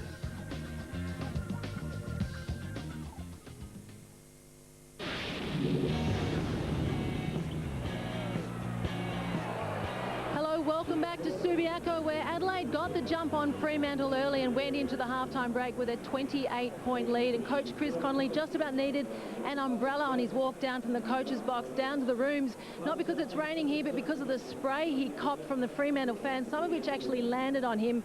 And well, they left nothing to the imagination, calling for his resignation. As for the coach, he's simply told his players they must go direct and obviously better use of the ball because of the number of their skill errors.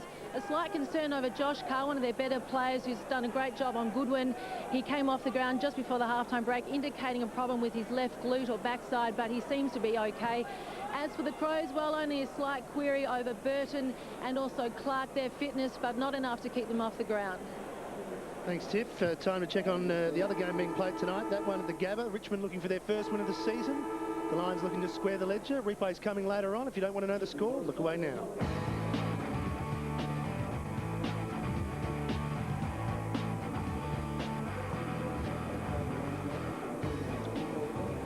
Adelaide in charge by 28 points. I don't know about the fans going berserk at Chris Connolly. It's not his fault. The players just have to find the body with their disposal. And as we see the players just before they're coming back at half-time, they're getting physical once again, Peter.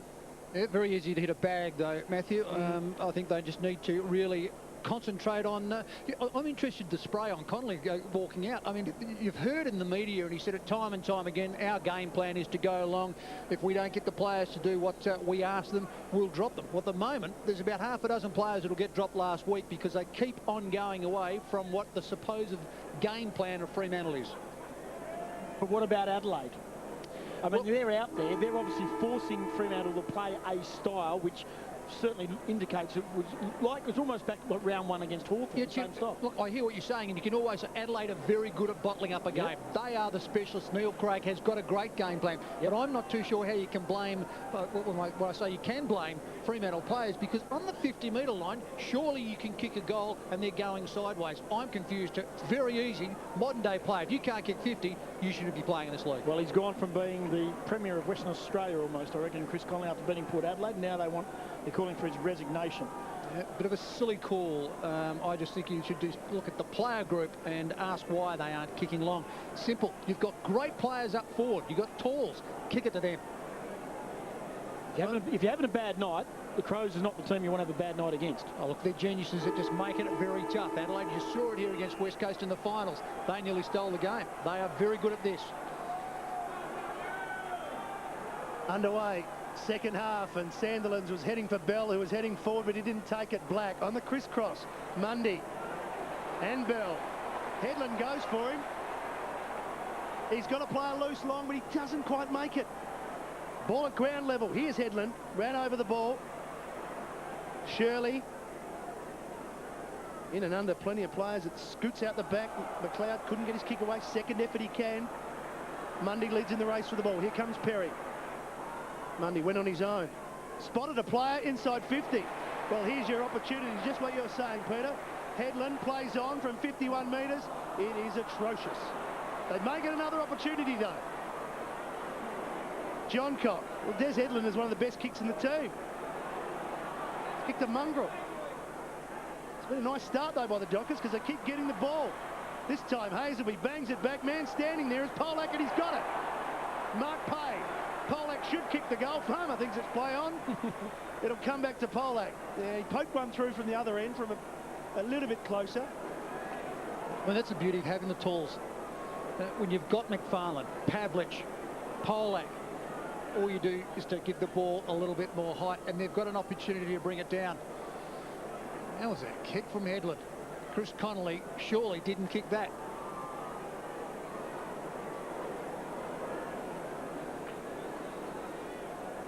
So Polak for his second, and such an important kick. He sneaks it through. Do you remember how you proposed to me by singing a song? What's the first thing that popped into Glenn's head? Folks are dumb where I come. In TV's surprising new show, not even Confucius knows what will happen. Who are you? Hung Sing! Hung Sing, son of Hungwell. Expect anything with 4 special guests and 5 brand new scenarios on Thank God You're Here, 7:30 Wednesday.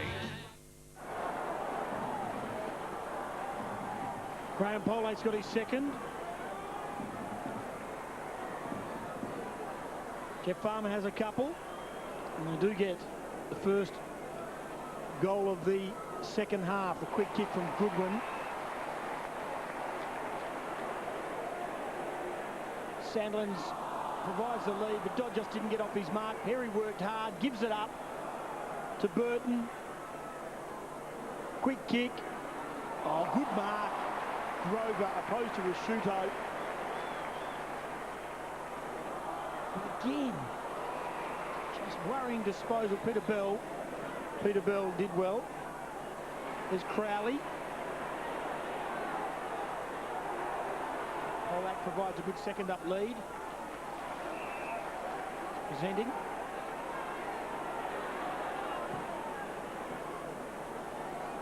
Clears ahead of McFarlane. Now Crowley.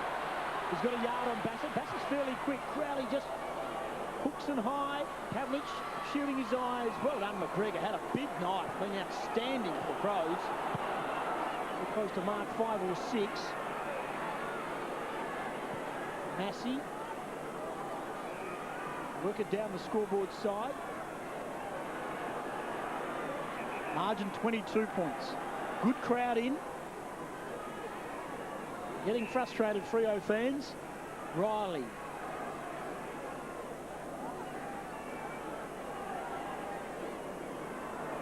Be good at this, Adelaide. As soon as this flood, Fremantle getting back in numbers now, they just chipper it out, chipper around, just getting and retaining possession.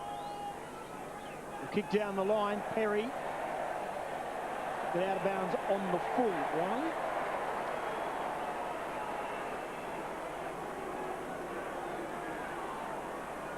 Fremantle can set up again. So Parker summing up his options. High kick. One-on-one contest. Polak was the target. Massey crumbing. Nice tackle by Polak. There's Riley. Shirley and Shammer go at it. And we have another boundary throw-in. Medhurst starting on the bench in this third quarter with Carr and Longmuir. Longmuir spending a bit of time there. He's not right, Longmuir. Yep. No doubt about that. That knee is restricting his training and what he's doing in games. Shammer. Reflex give is a good one to Carr. He wants someone to run for him.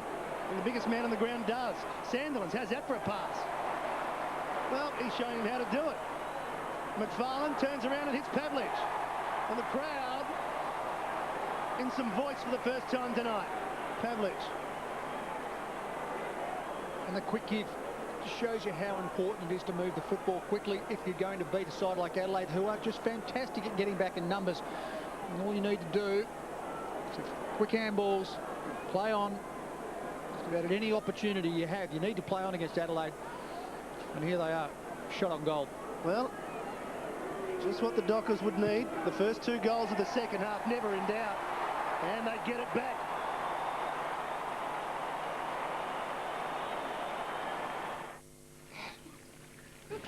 Right, Bundy, we're off. We'll see you at the party. Yeah, no worries, fellas. Bye. I'll see you there.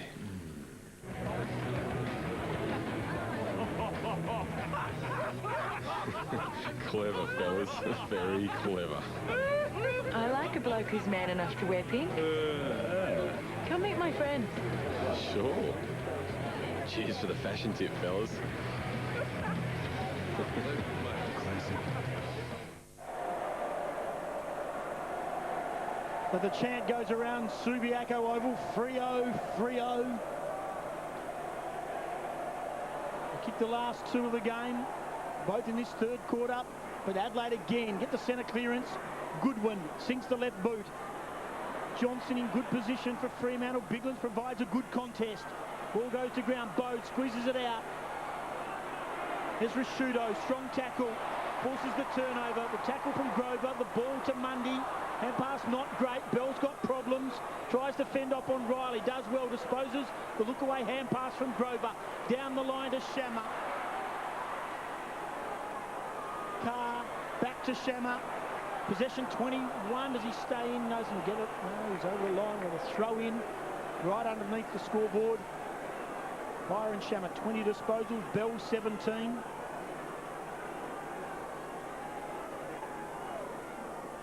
Was Tyson Edwards got the 2 votes. Did very well in last year's Brownlow medal.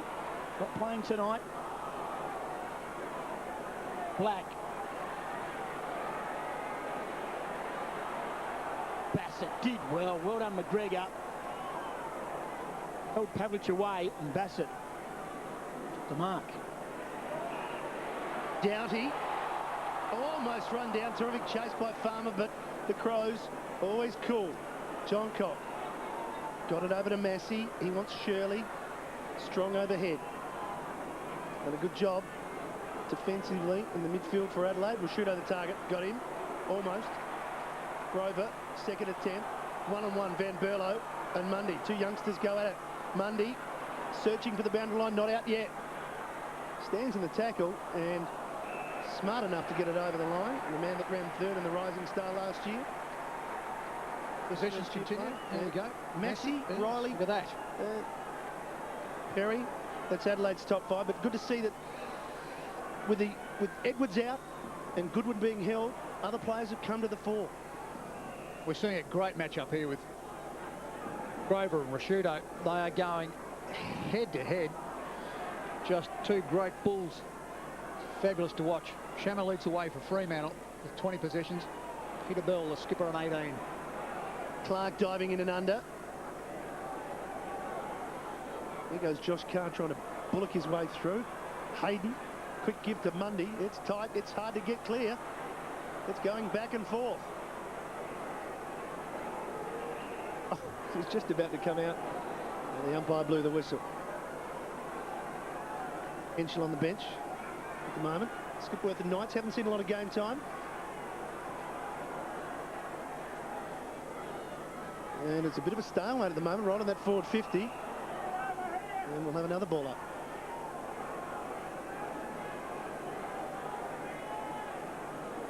This is where the ruck possession, the possession from this is extremely important.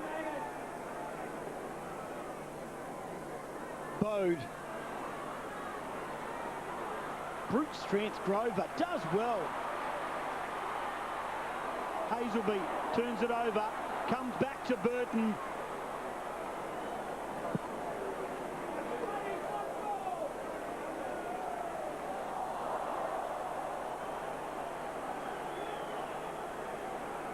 A little bit of play acting there from young Dodd. He just got the word too from Bell afterwards. He said none of that. Bit of Bell just came in and said, come on. Johnson. He kicks it, the long option, and again, that's almost a set play. Kick to Sandlands, knock it on, and again, it's just ricocheted straight back, inside 50. Brent Riley liked it off the boot. Drifted at the end. There's nothing wrong with that set play, as long as you can carry the distance. The ball's really falling loose 10 metres short. Free kick off the play against Burton. And Thompson was involved as well, and there's a bit of a push and shove. And going to be reported too. And going into the book.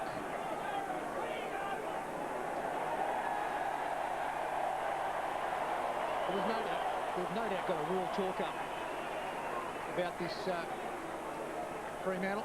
Get out there and it'll be a lot more physical. Get in the face of your opponent. They started the quarter well. I mean, they're doing everything right. And it can work, man. You know, you just got to make sure, you know, you take their minds off the game. A little bit of push and shove works wonders.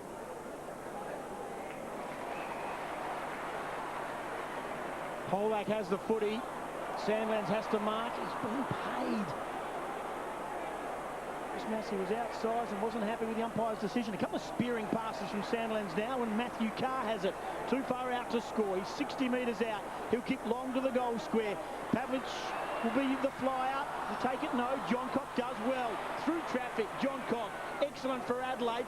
Straight up the middle of the ground. Quick rebound footy. Riley to Goodwin. Then a quick kick to Rashudo. He's got to go here, Grover, because there's nothing, no help there. Parker gets across. Does well, Bode. Strong tackle. Grover. Took a long time, gone, holding the ball. There's Bode again. Fantastic work, son. Got the first tackle, got up, Rashudo out in his legs, couldn't get to his opponent, but Bode did the trick. It's great work by Grover anyway, but he had to do it all on his own. Wonderful second efforts from both Bode and Grover. This is Knights.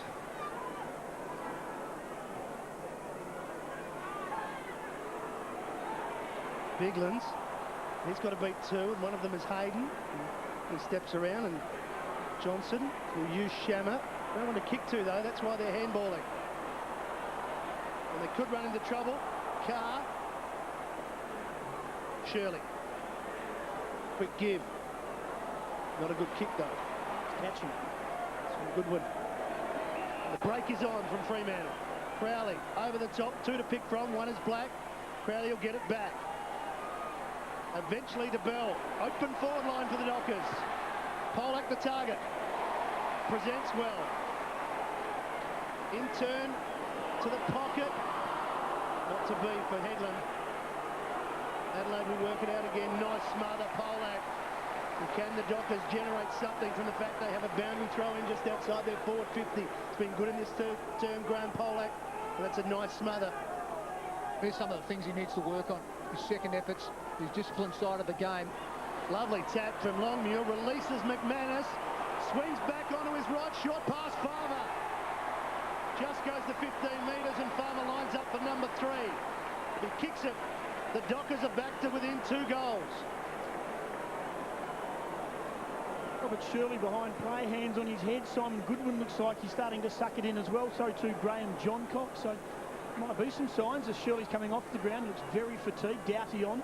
I think we saw that also at the other end with the competition between Rashudo and Grover. Grover just looked quicker across the ground. Farmer kicks the goal. The Dockers 3 in a row in the third term. It's easy to take control of your home phone bills with Primus Home Cap when you combine your home phone with Primus Broadband. On the $15 cap, you get $50 worth of calls each month. On the $35 cap, you get a huge $120 worth of calls each month. And with Home Cap, you get great call rates on local, national and international calls. Join Primus Home Cap today and save. Call now on 1300 Primus. That's more like it. A goal in each quarter so far for Jeff Farmer. Fremantle with 3 in a row. It's now the Crows who have to stand up. Bode has attacked the footy all night. Been good. Josh Carr, interesting give. Thompson squeezes it out the back to Hart. Back on the ground. Cool heads prevail. Goodwin. Henschel. The 237s. Johnson decided, I'm not going to bend over. I'm going to kick it down the line. Gives a good block too to allow Black some space on the up to Headland. We've got players out wide here. Matthew Carr's got to get off. Look for his brother Josh, he does. Sean McManus provides the next lead. They're running now here. Fremantle. Justin Longmuir, short option, 50, bounces in front of McFarlane. He's having one of those nights. Massey. Now Adelaide on the rebound. Come back inboard to Bassett. Margin 12 points. Closest it's been since the 13-minute mark of the first quarter. And Ben Hart has it. He'll slow it down and retain possession.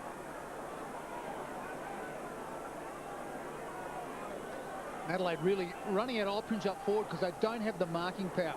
You know, Scott Welsh on the sideline, the injury takes a big chunk out of your side. Thompson, possession 16. They haven't kicked a goal since the 21-minute mark, the second quarter. Good lead, Rashudo. Very patient from Thompson. And an uncontested mark.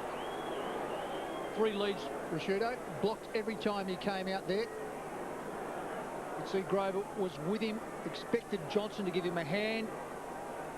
Wasn't my man, let him go. A little bit of spectating going on from the young bloke. He'll learn. You're his man, Matthew Campbell's kicked 1-4. I'll back him this time. Pros need it. They need to respond. A kick from 50. Tight angle.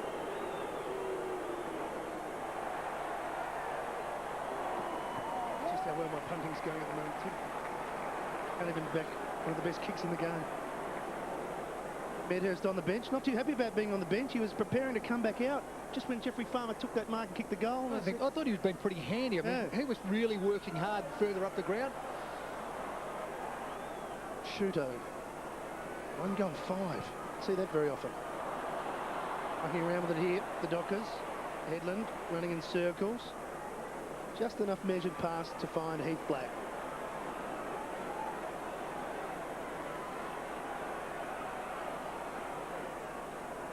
That's a good kick from Black. Oh, but that's not a good mark from Carr. Headland decides to just bang it up in the air.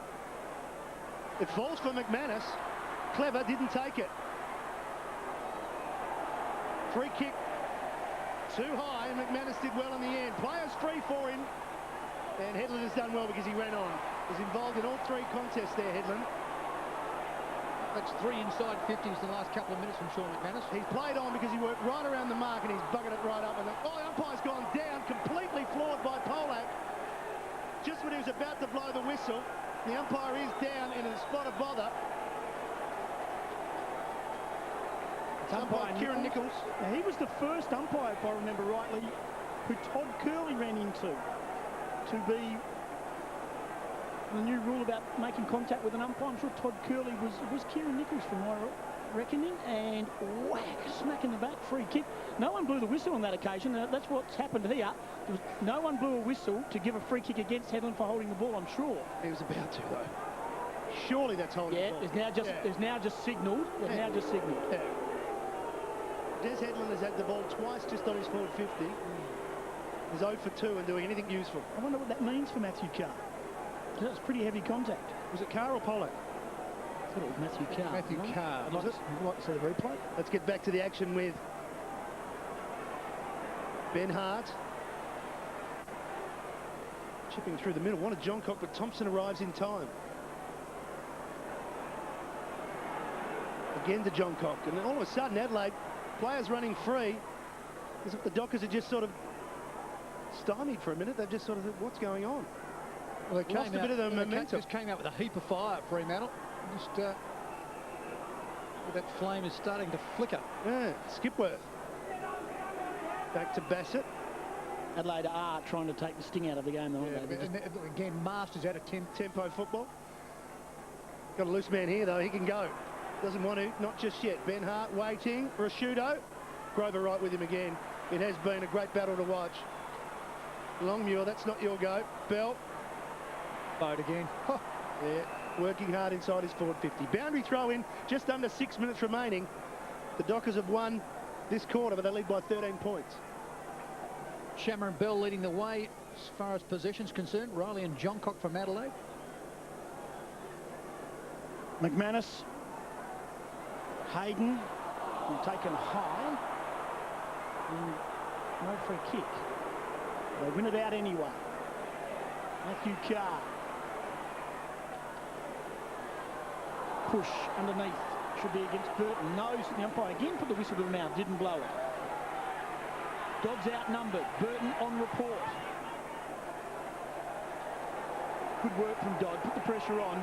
Let's go to Tiffany Cherry, boundary side. Josh Carr off at the moment, getting some work done on his glute, again his left glute, which he came off at half-time, indicating just some tightness there. Hasn't had a big possession night, just the 8. Started on Goodwin. Did a job on Goodwin's had 13. Now there's a free kick off the ball for a hold. And it's going to Thompson. Again, the non-controlling umpire.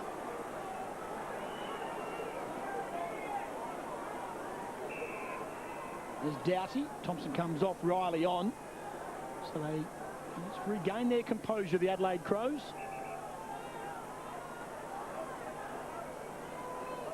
Been a lot of score for the last 7 or 8 minutes. Forced to go wide.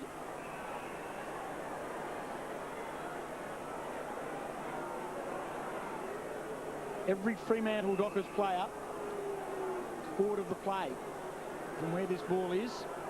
So this is why Adelaide are just happy to regain possession, retain it, and be patient. And that is how you get over the top. Good kick from Bastard McGregor. It's been outstanding tonight, Ken McGregor, for the Crows.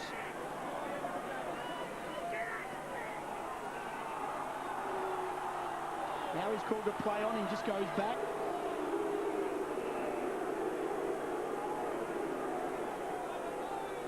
And Adelaide continue to run the clock down. 4 minutes.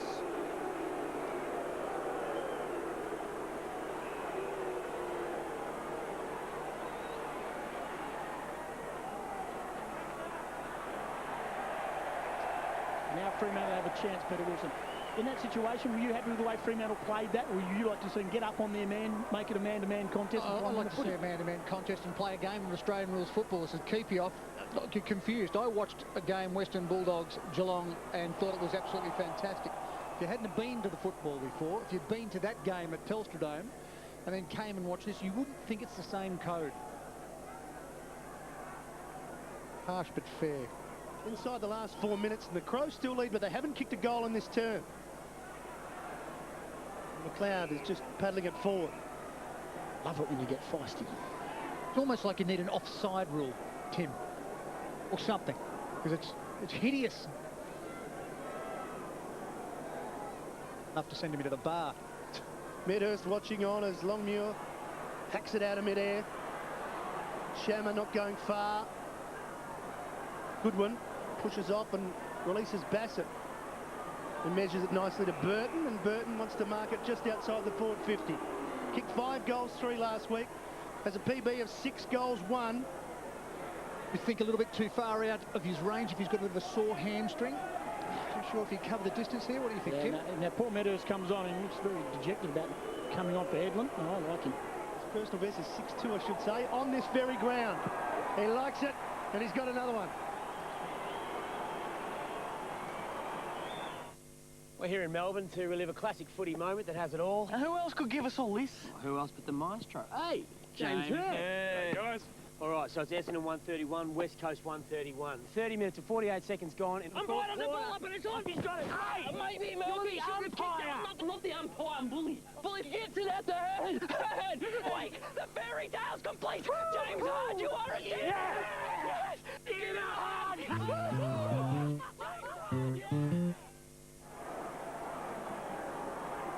Second goal from Brett Burton. Comes out after a lot of possession from Adelaide. Raised the ire of one Peter Wilson, but patience paid off. And they do get a much-needed goal. The first for the quarter, and there's a free kick for a high tackle. So Adelaide certainly have steadied things down. 18 scoring shots to 9 also tell a story.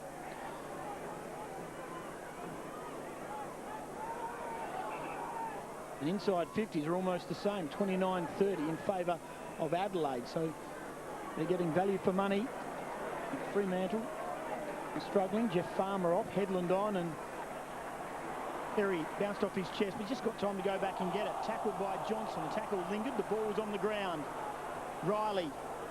Ball spills out. Here's Bell. Hayden. Shimmied once and then twice, and you've got to sometimes when Bode's around because he's dogged. He yaps away. Here's Crowley.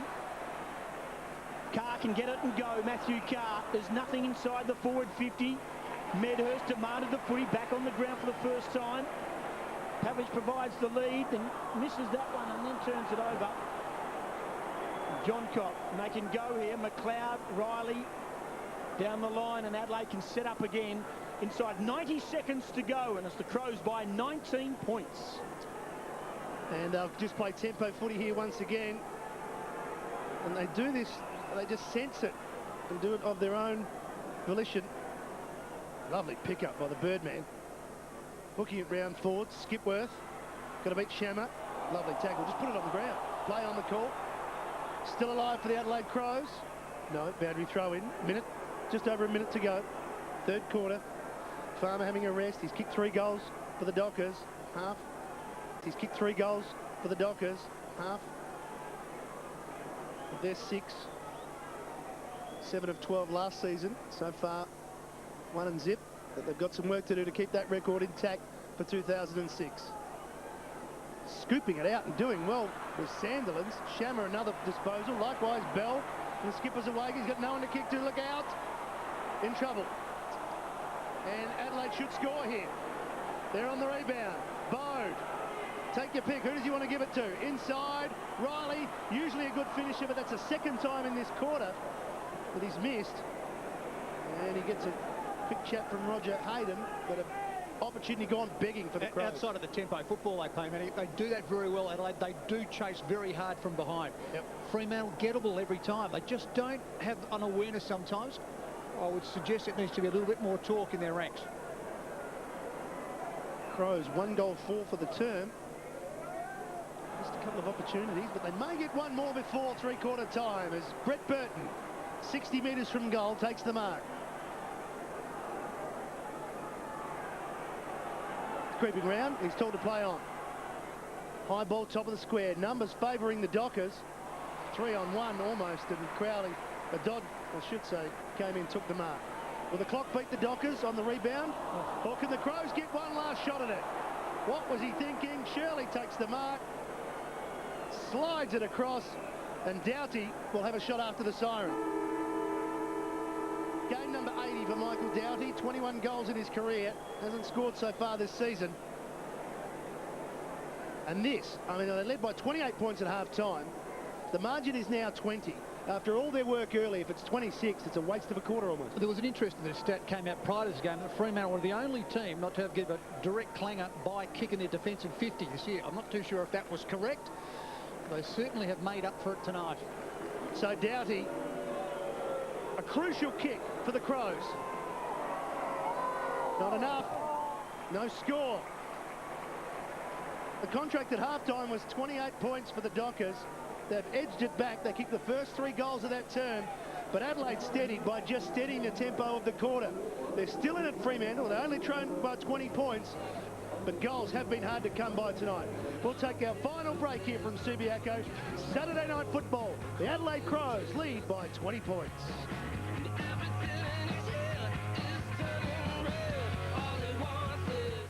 Want to know what's really happening on Big Brother this year? Everything we've told you so far is true.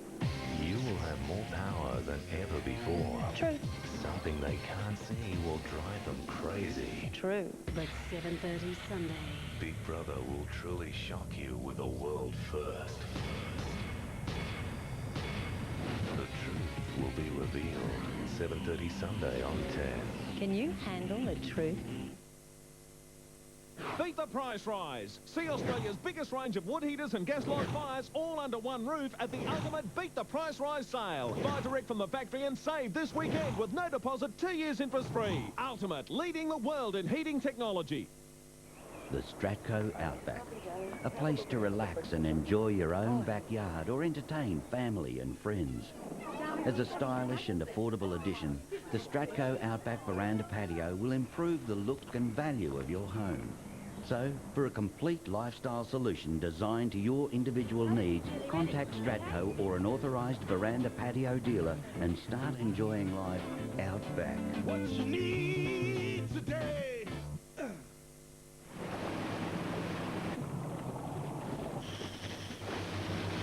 You're hooked up, mate. You're on.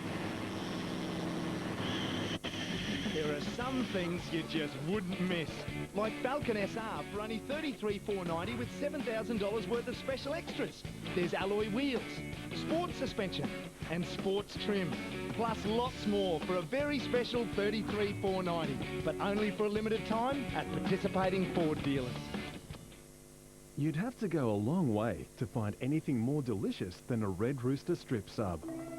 So we went all the way to Thailand. Sweet chili and lime combos, just $6.95. Taste the world at Red Rooster. These days, there's so much to worry about.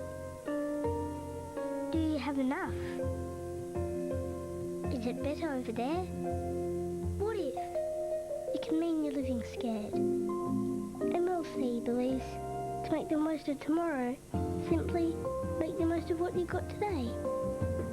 MLC, Investments, Superannuation, Insurance. Some brothers are famous for being entertaining.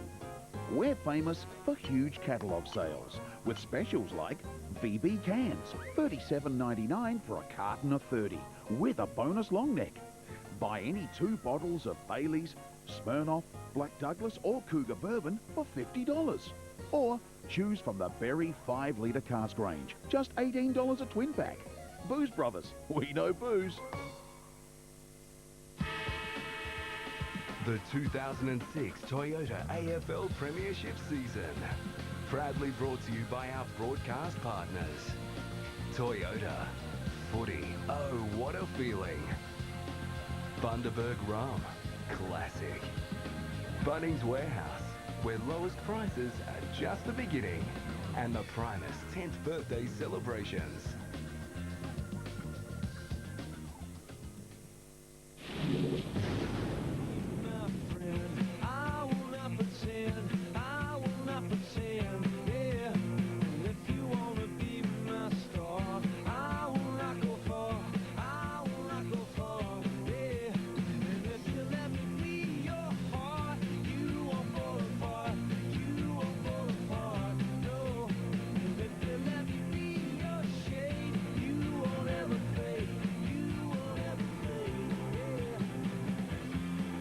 Three-quarter time, the Adelaide Crows have been in control of this match since the start. They kicked the opening goal and they've been in the lead ever since. 20 points is the margin. Farmer has 3 for the Dockers. Burton and Biglan's a couple each. Boat has a couple as well. Polak with 2. Shammer on top of the list for Fremantle. Riley's been good together with John Cock and Thompson for Adelaide, and plenty to say from Neil Craig to Andrew McLeod. Let's head down to the boundary once again. Tiffany Cherry.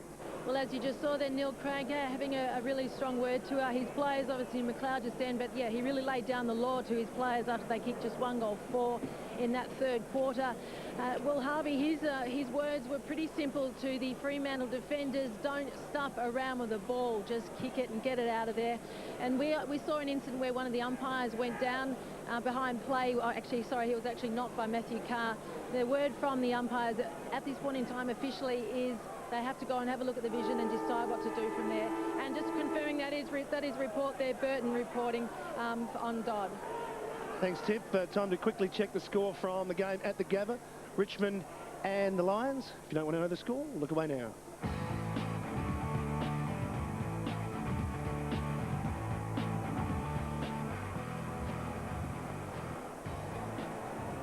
Brett Burton on report in that third term, the Birdman.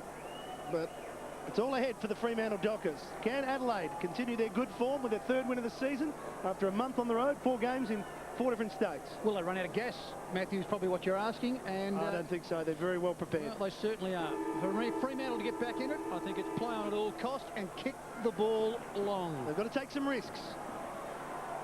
Underway. Sandilands hits him on the back. Carr in and under. Matthew Carr Advantage is paid. Bell over to McManus. They're trying to move it quickly. McFarlane scoots across the top. Headland did it well to take it. Good tackle, though, by Johncock, and Massey dives in and under it. Got it out in time. McGregor, as Tim mentioned a couple of times, it's been a very good game from Ken McGregor. Bit of push and shove back with Farmer and Massey. Headland gets involved. Boundary throw in just around from the right on the 450 by the time the ball comes in. Sandilands was looking for Hazelby. Goodwin. Crowd calling for a throw. They've gone back a long way, the Dockers.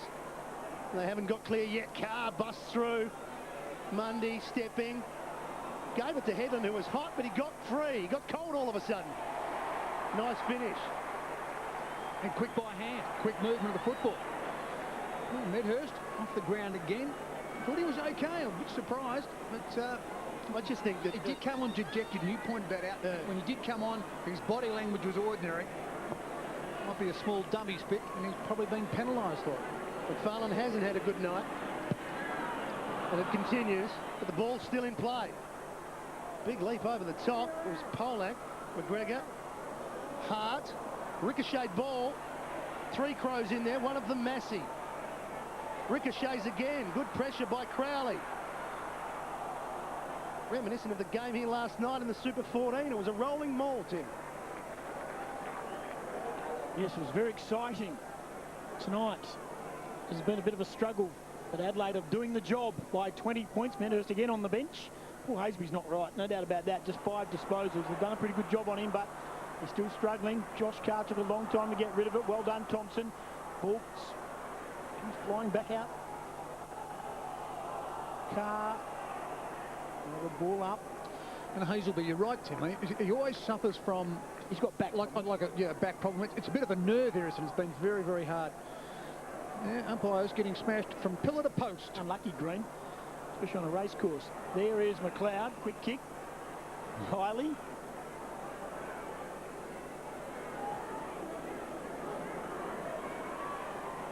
Well done, Dodd.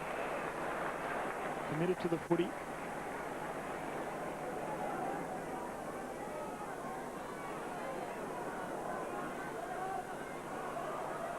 Close contests between these two teams. This margin hasn't blown out at all, but Fremantle haven't really threatened the scoreboard. McManus spears it in. Better disposal, open forward line, and Farmer has a chance to kick his 4. Crowd 150. And you'd ask for it too, because again, you look at the rules. We've seen 50-metre payload for less than that earlier in the year. Sean McManus, 4th time inside 50. The second half of this game, using the football very well. He's had a goal in each quarter. You start the 4th. They need it, Fremantle. One narrow, he's missed.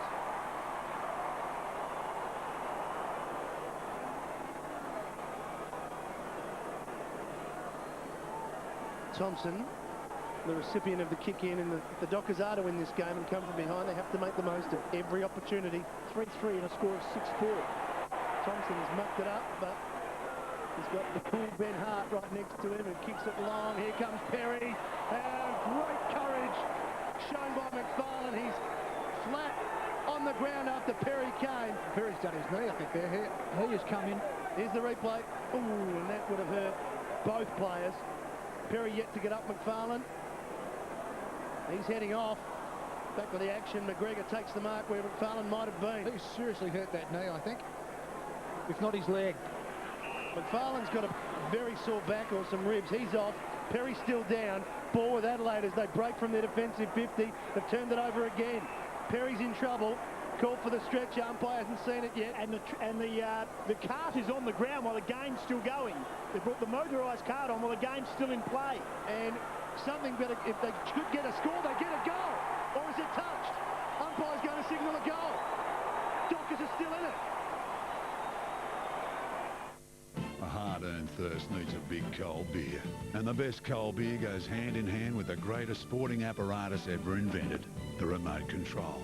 All the exercise a bloke needs without getting off the couch. From cricket, to golf, to aerobics, to fishing, to aerobics, to racing, and back to aerobics. Yep, I'd love to mow the lawns right now, but my hands are full. Remote control in one, big cold beer in the other. And the best cold beer is Vic, Victoria Bitter. Well, there'll be a delay in play as the Sarge, Ian Perry, is taken from the ground. Look, it doesn't do... you've seen a lot of ruckmen go down with a similar injury with the posterior. It doesn't take much. It's more about where you strike. He just launches himself into this contest. Doesn't have to be much, does it, when you land awkwardly? Courage from both players, though. Terrific stuff, but McFarlane getting plenty of work on his lower back. Those sort of marks can actually win games too, if you can do that. I mean, there's something in football, you can't teach courage. But that was courage personified. A great mark, and that can sometimes turn a game of football.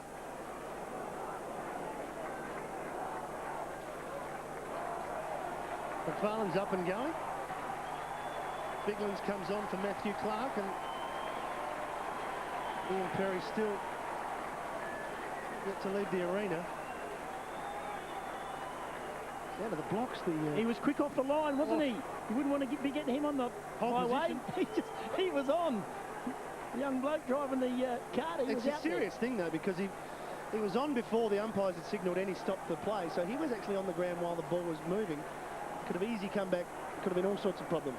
Might have had to put the witches' hats out and play around him for a moment. So yeah, you're dead right. And making light of a very serious situation. Ian Perry, he's in a bad way. It's a bitter blow. As you can see in the foreground, Luke McFarlane looks very ginger in the back. But Ian Perry's night, and if not season, according to Tip Cherry, could be well and truly over. But on the scoreboard, the margin is back to 13 points. Well, as we saw on the match fact, we've only seen 13, 14 points separating these two sides. Last time, a couple of times they've met. Certainly stacking to be close again. That's the way Adelaide play it, of course. You just see them playing tough, close-in footy. 6, 12, 9 and 1 the last 4 games.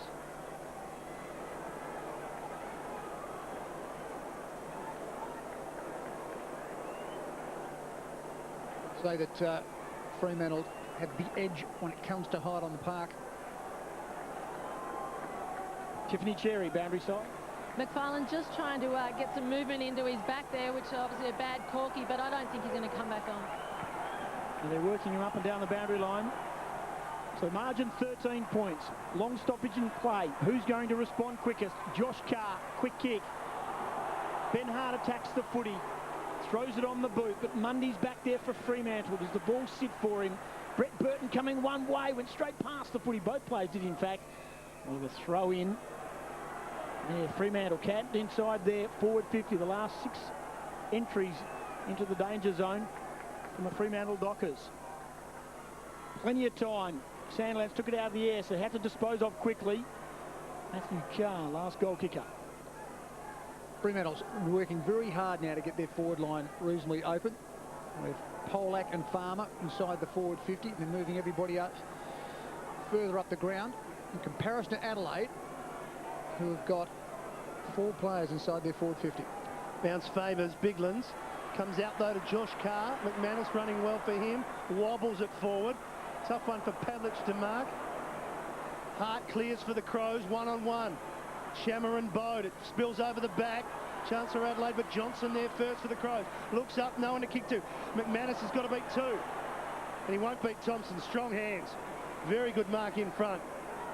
Played on quickly, but Massey didn't know it was coming. Quick reflex give from... Gee, that was well done by Shirley. And in the end, the Crows did it well. They've worked it out. They're inside their forward 50. Prosciutto and Grover. The battle continues. Grover wins again. Gets it back from Mundy. No one to kick to. Hooks the kick. Danger time. Headland straightens up onto his right. That's a better kick for Pavlich. Out in front so he can run onto it. Headland running again. Pavlich decides to go long. 2-on-1, suiting the Crows though. They're always going to win that. Ben Hart takes the mark. Henschel. He's on. He's off. Crowley's got a chase. Rutten ran his full measure. Burton worked Dodd well past the footy, but Dodd did well. Actually, the ball's gone over. They've thrown it right half forward. Farling is coming back on. So too Heath Black. Gets his car off.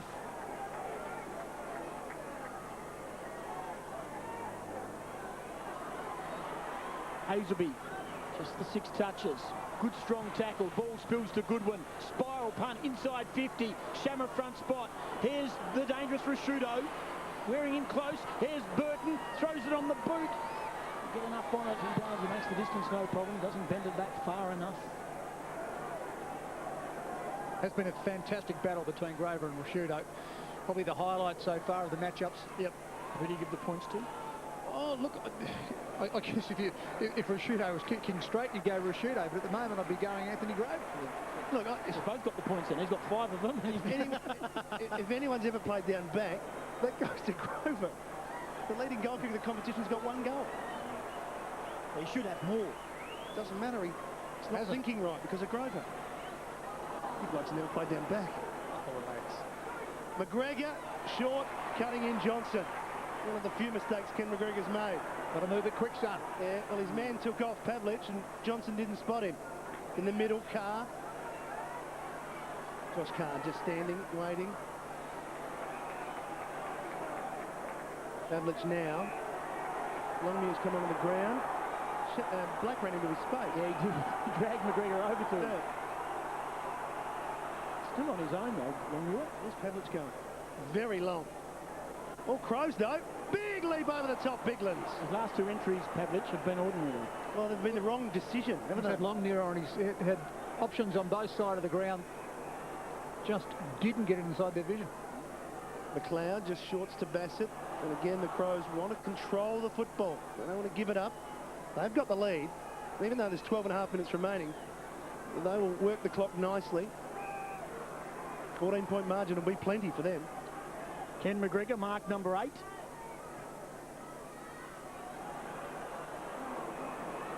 Thompson's warmed up nicely. Possession 22. Inside 50, Mundy. Forced to spoil. Oh, well done, Burton. He was outnumbered. Squeezes the ball close to the line. Bode is talented. Heard a voice. Doughty got it back. Tackle on the line. Forced over through. Well done by Johnson. Done well from both sides. Probably a highlight, really. And they're away now, Fremantle. The quick release.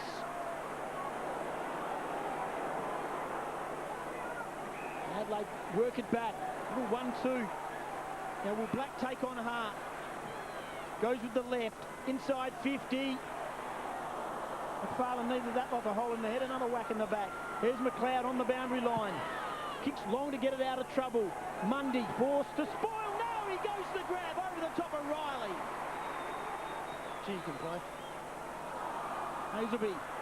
Heard a voice out the back of his park. McManus is still on his own on the scoreboard, winking. Get it and go. And Josh Carr is on the forward 50. McManus has got to find him. He does. Stretches. Right boot, not his preferred. Kicks into the pocket. And Pavlich takes the mark. He has kept on presenting tonight, Matthew Pavlich. And now they're starting to find him. It's just a matter of time. Again, I guess with Perry coming off the ground, it starts stretching the height. They've got to take some of their tools from forward to back. But McGregor has been good all night. Riley off the ground. We'll see some treatment on his calves. Matthew Pavlich.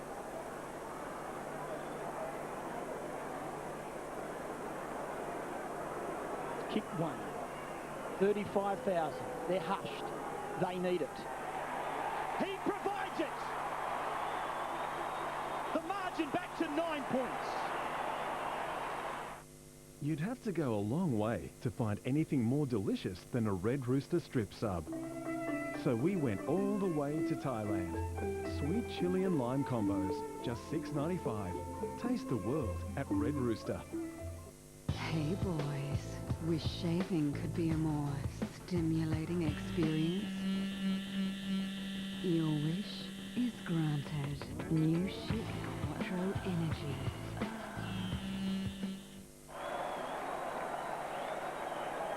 There's a sense here now.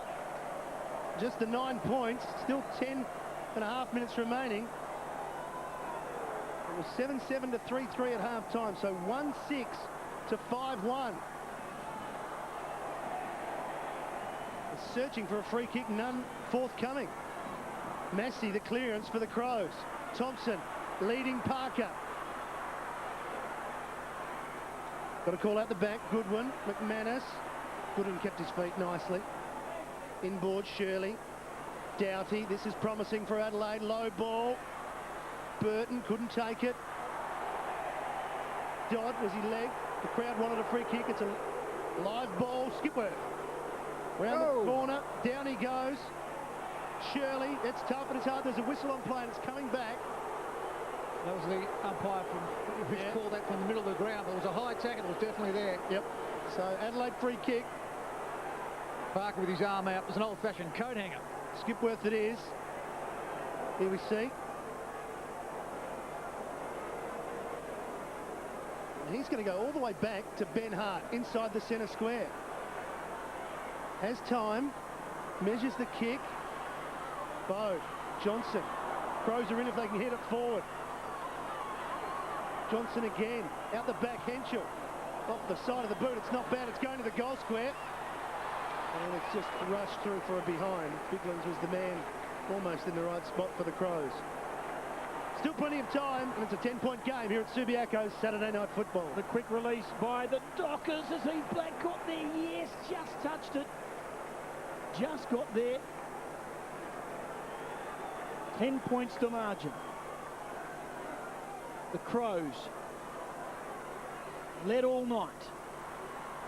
Got out to a 28-point lead. But what's left in the tank after going up to Carrara last week? Runners, both runners, one from each side, being told to get away from the contest. Biglan's the fly. Should be a free kick and is. Doughty taken down. Van Berlo and McLeod demanding the footy. McLeod has it. Front side of the centre square. A mark here for the Crows. Burton is in the contest. So too Thompson. Josh Carr. But so too the smallest man in that pack in Josh Carr. The next possession important. Now Van Berlo's back for the Crows. Longley will fly and take the mark. Crowd 150, not doing. And not there.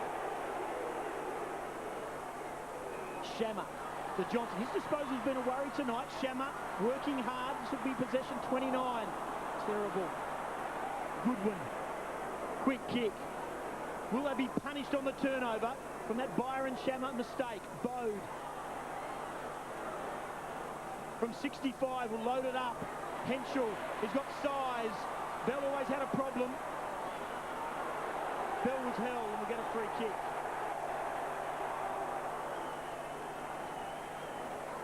The umpire calls play on. Had a problem there. Crowley over the top. Peter Bell looked up, saw McLeod. Nice tackle over the boundary line. 10-point margin of the Adelaide Crows. Someone has thrown a full bottle of Coke onto the ground, Coca-Cola onto the ground towards that umpire.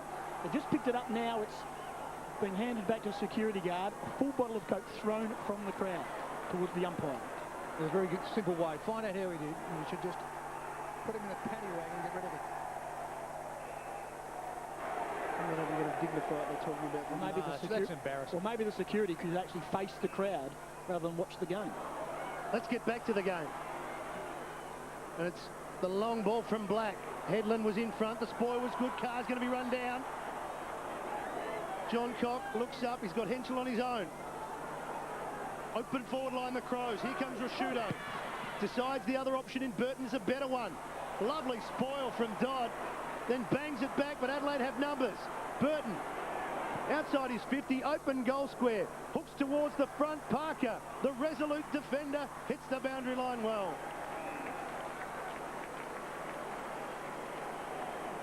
The problem for the Dockers is that eventually the clock will be the issue. Their endeavour is there, and they're working hard to keep it going, but Adelaide still lead. The Dockers are losing time. Just under 7 minutes remaining. 10-point ball game.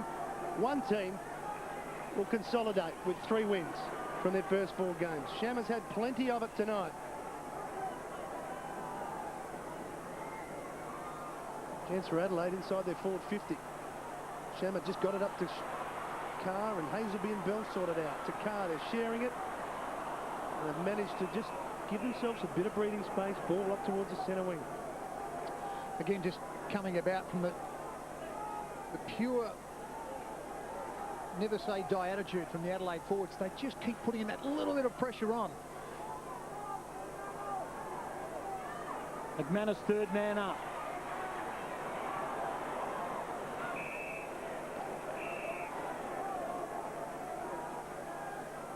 Crows hanging tough.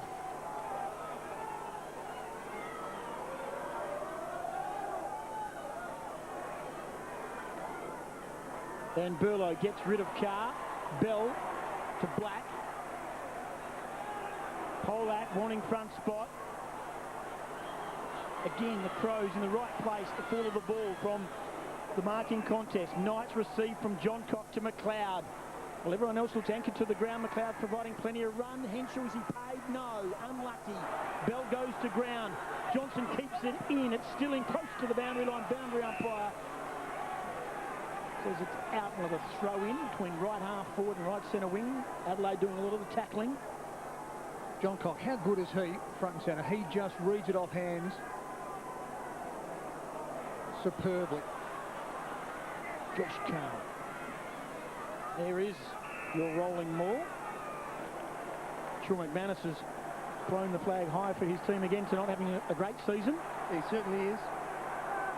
Averaging 25 disposals coming into the game. Up to 21 tonight. They're still working hard, the Dockers. They're getting their hands on the ball first from the clearance, but they just need to get a mark up forward. Farmer, not sure about that, but they've still got it. Picked up nicely. Farmer ran on. Got the handball from Black. He's caught. Still moving forward. Polak 40 metres out to the goal square. Wrong side of the post. The crowd lifted, but they kept moving it forward. Polak's been okay. 8-14 to 8-5. 9 behinds in it. And that shows just how close. We've seen one from Farmer, one from Polak. They've been very tight in this final term. Important they take Fremantle, that is. A leaf out of Adelaide's book here. They need to fight tooth and nail to make sure that football doesn't come out easily. Hart, the long ball. Sandilands in the right spot to punch forward. McManus did likewise. Here's the numbers. Fremantle. Matthew Carr, can he spot someone up? Yes, he can. That man, Graham Johncock again. Peter Bell was open, but Adelaide now on the rebound. Here's Skipworth. Hasn't seen a lot of field time. Gives it on to Goodwin. Normally clean, on this occasion not so, but they've just got time and numbers. Goodwin. There was good attack on the footy from Polak, who's trying hard. The left-handed handball, not much behind it. Van Burlow scoops it up for Hart. Over the top. Again, Adelaide retain possession. This will hurt Fremantle. Off the boot of Goodwin. Kicks to the line and kicks the goal. Sunday on 10 is going to be big. When we say big, we mean big. At the special time, 6:30 Sunday, the final 3 contestants think they're home and host, but they're in for one hell of a surprise. And you're gonna love it. Then at 7:30. Big Brother will truly shock you with a world first. 2 big events from 6:30 Sunday on 10. He's kept working, Simon Goodwin. Essentially that goal against the run of play, but he just kept at it, and all of a sudden he's got 21 disposals. And Adelaide a double change, rotating their midfielders to get plenty out of their legs in the last 4 minutes. Skipworth. Johncock. He's been terrific. Riley just came on. Nice work by Matthew Carr, but Riley recovering. Burton the target. No whistle on the play, but he's up and at it. Here comes Dodd again. No whistle again. Burton's been ridden in the ground a couple of times. There's Thompson round the corner. 1-on-1. Boat almost. Here's Rashudo. This could be very important. Round the corner. Spins off to the right. Off break. Off break from Rashudo. And away go the Dockers on the slingshot with Well, they need to Shammer. coast to coast it now, don't Yeah, they? they've They got to really get do. one. And they may keep moving forward if they go, because they're 2-on-1 out there. They've come back through the middle. Mundy to Sanders, who's missed the target. Headland ran over the footy. And Adelaide will get it on the way back. And you just get the sense that if Adelaide can do something very constructive here, it's going to be tough. The wind will go out of the sails. McLeod. Mongrel punt goes forward. No one to kick to. Chance for the Dockers. Parker marks deep in the defensive 50. Sean McManus off the ground. Josh Carr on. Need 3 goals in 3 minutes. And they've kicked 8 for the game. So they're going to do something special, Peter. I would agree with you, Tim. There's one of those kicks again. All that runs over the footy. Bassett. Tradesman-like again tonight. So the Crows have done a good job. They've had a tough draw. They've been on the road. And to win here any time is tough. Tonight, in an ugly game of footy, they're going to do enough. 9-15-69 to 8-5-53. And you suggest it's really decision-making in skills. Some very basic parts of football that have been the difference between the two sides. Clark and Sandilands. Ball spills to Van Berlo. Good kick. Just squeezes it home for a minor score. Nathan Van Berlo. Back in his home state.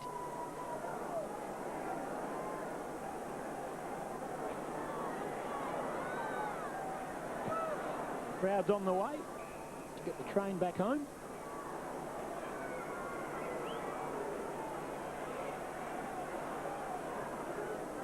Paul Hazelby just 8 disposals. Paul Medhurst sparingly used after half-time. There'll be questions asked about that. Matthew Carr, they'd look at contact on an umpire. Ian Perry. Les Medhurst.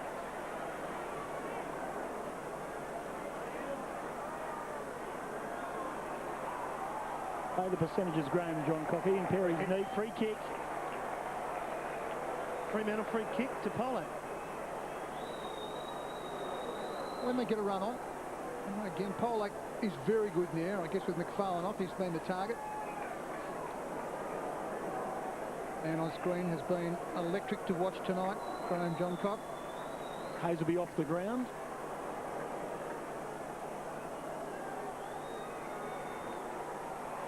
Polak squeezes home his 3rd goal. Consolation. Looks like this is the place. Hi, everyone's here, so come through. Didn't we order a fireman? Am I at the right party? Let's get started. Woo!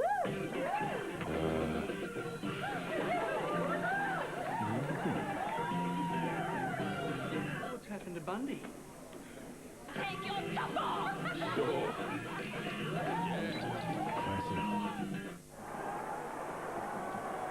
3 second-half goals to Polak. Came to the game without a goal for the season. It's 11 behind the difference. Lovely work from Clark. Too easy. Just flipped it down to Riley, who kicks inside the forward 50. Ball at ground level. Grover. Adelaide will be prepared to just tie it up here. Run the clock down. Just over a minute remaining. It'll be a miracle for the Dockers to kick 2 goals to win it.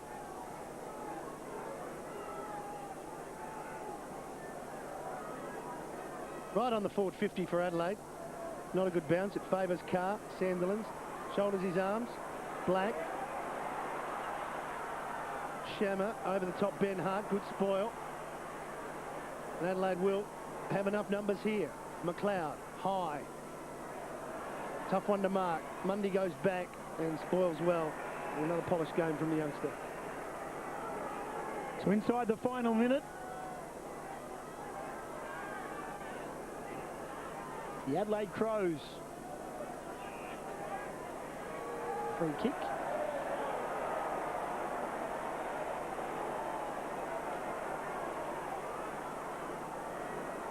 Fremantle, as the clock runs down. They're at home against the Bulldogs next week, the Adelaide Crows. And then they've got the showdown. That'll be an interesting game against the Western Bulldogs. The fastest moving side. The Dockers off to Launceston to take on the Saints.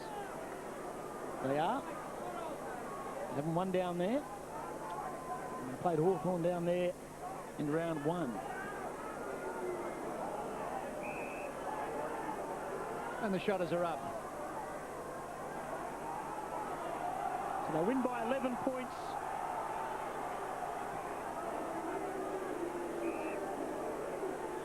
Plenty of stories out of this game, but the best story of all for the Crows is that they win in Perth by 11 points. It's a pretty good performance from Adelaide.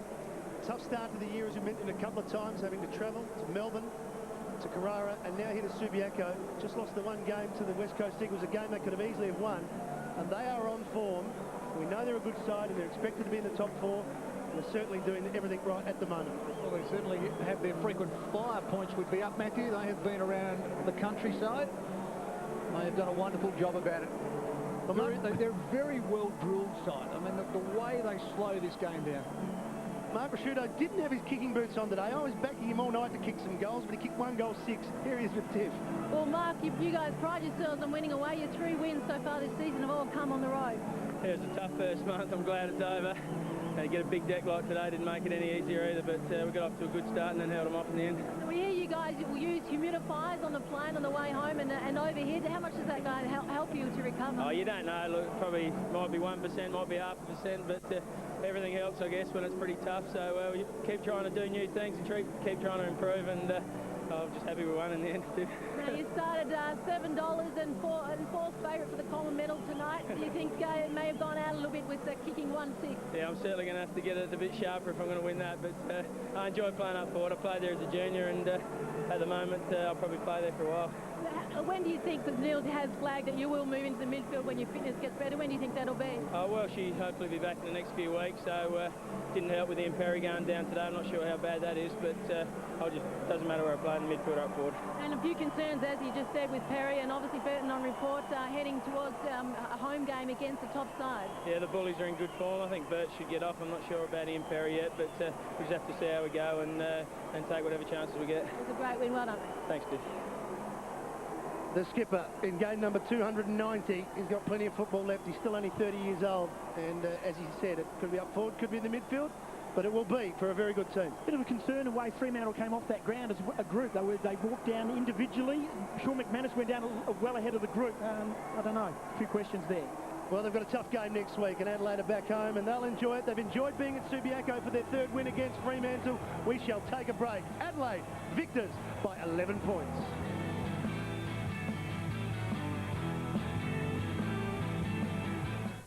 Sunday on 10 is going to be big. When we say big, we mean big. At the special time, 6:30 Sunday, the final 3 contestants think they're home and host, but they're in for one hell of a surprise. And you're gonna love it. Then at 7:30. Big Brother will truly shock you with a world first. 2 big events from 6:30 Sunday on 10. Hey boys, wish shaving could be a more stimulating experience? Your wish is granted. New Chic Quattro Energy. Subway Dinner Theatre presents Alone at Last. Lisa's working late. Grab some dinner, Lisa? You hungry, Lisa? I got your dinner, Lisa. Oh, Subway. The blonde boy's a loser. And now dinner, Subway restaurants. The Italian trio, hot and fresh from the oven. Meatball marinara and chicken parmigiana on new roasted garlic bread and the Italian BMT. Subway, eat fresh. AFL is back on 10 in 2006. Harvey Norman brings the stadium to your home. Get front row seats for today's big game on 10 with this incredible widescreen experience.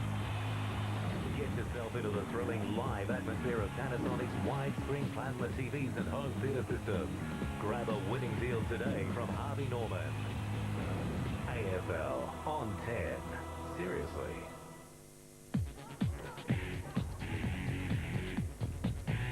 Who said it takes a lot of time and effort to whiten your teeth? With new Listerine Whitening Pre-Brush Rinse, you simply swish before you brush. And let the dynamic foaming action do the work. So whatever you're doing before you brush, use Listerine Whitening. Smile. Whitening just got easier. Come on, guys, let's bust the packs wide open. Over to Davey, collects them all! Bang! All aboard the Davey train! AFL Team 2006 trading card game. $2.95 a pack. Get in quick. Things that I didn't even know we carried. It amazes me, the things that come through the register, and you think, wow, where'd you get that from? When did we start selling that? R3 Comfort Seal Insulation Bats, only $46.11. Laundry tub, $159. Jumbuck Gas Patio Heater, $169. 10-pack downlight kit, $114. Top 20 Rose Collection from just $4.78 each. There's always new products in store. Bunnings Warehouse! Lowest prices are just the beginning. Get up, move, get up, move, get up, move, get up, move, get up, move, get up, move, get up, move, get up, move.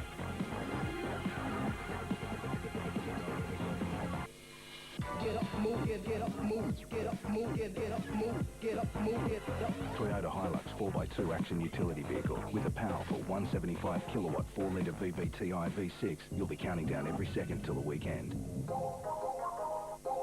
Get up.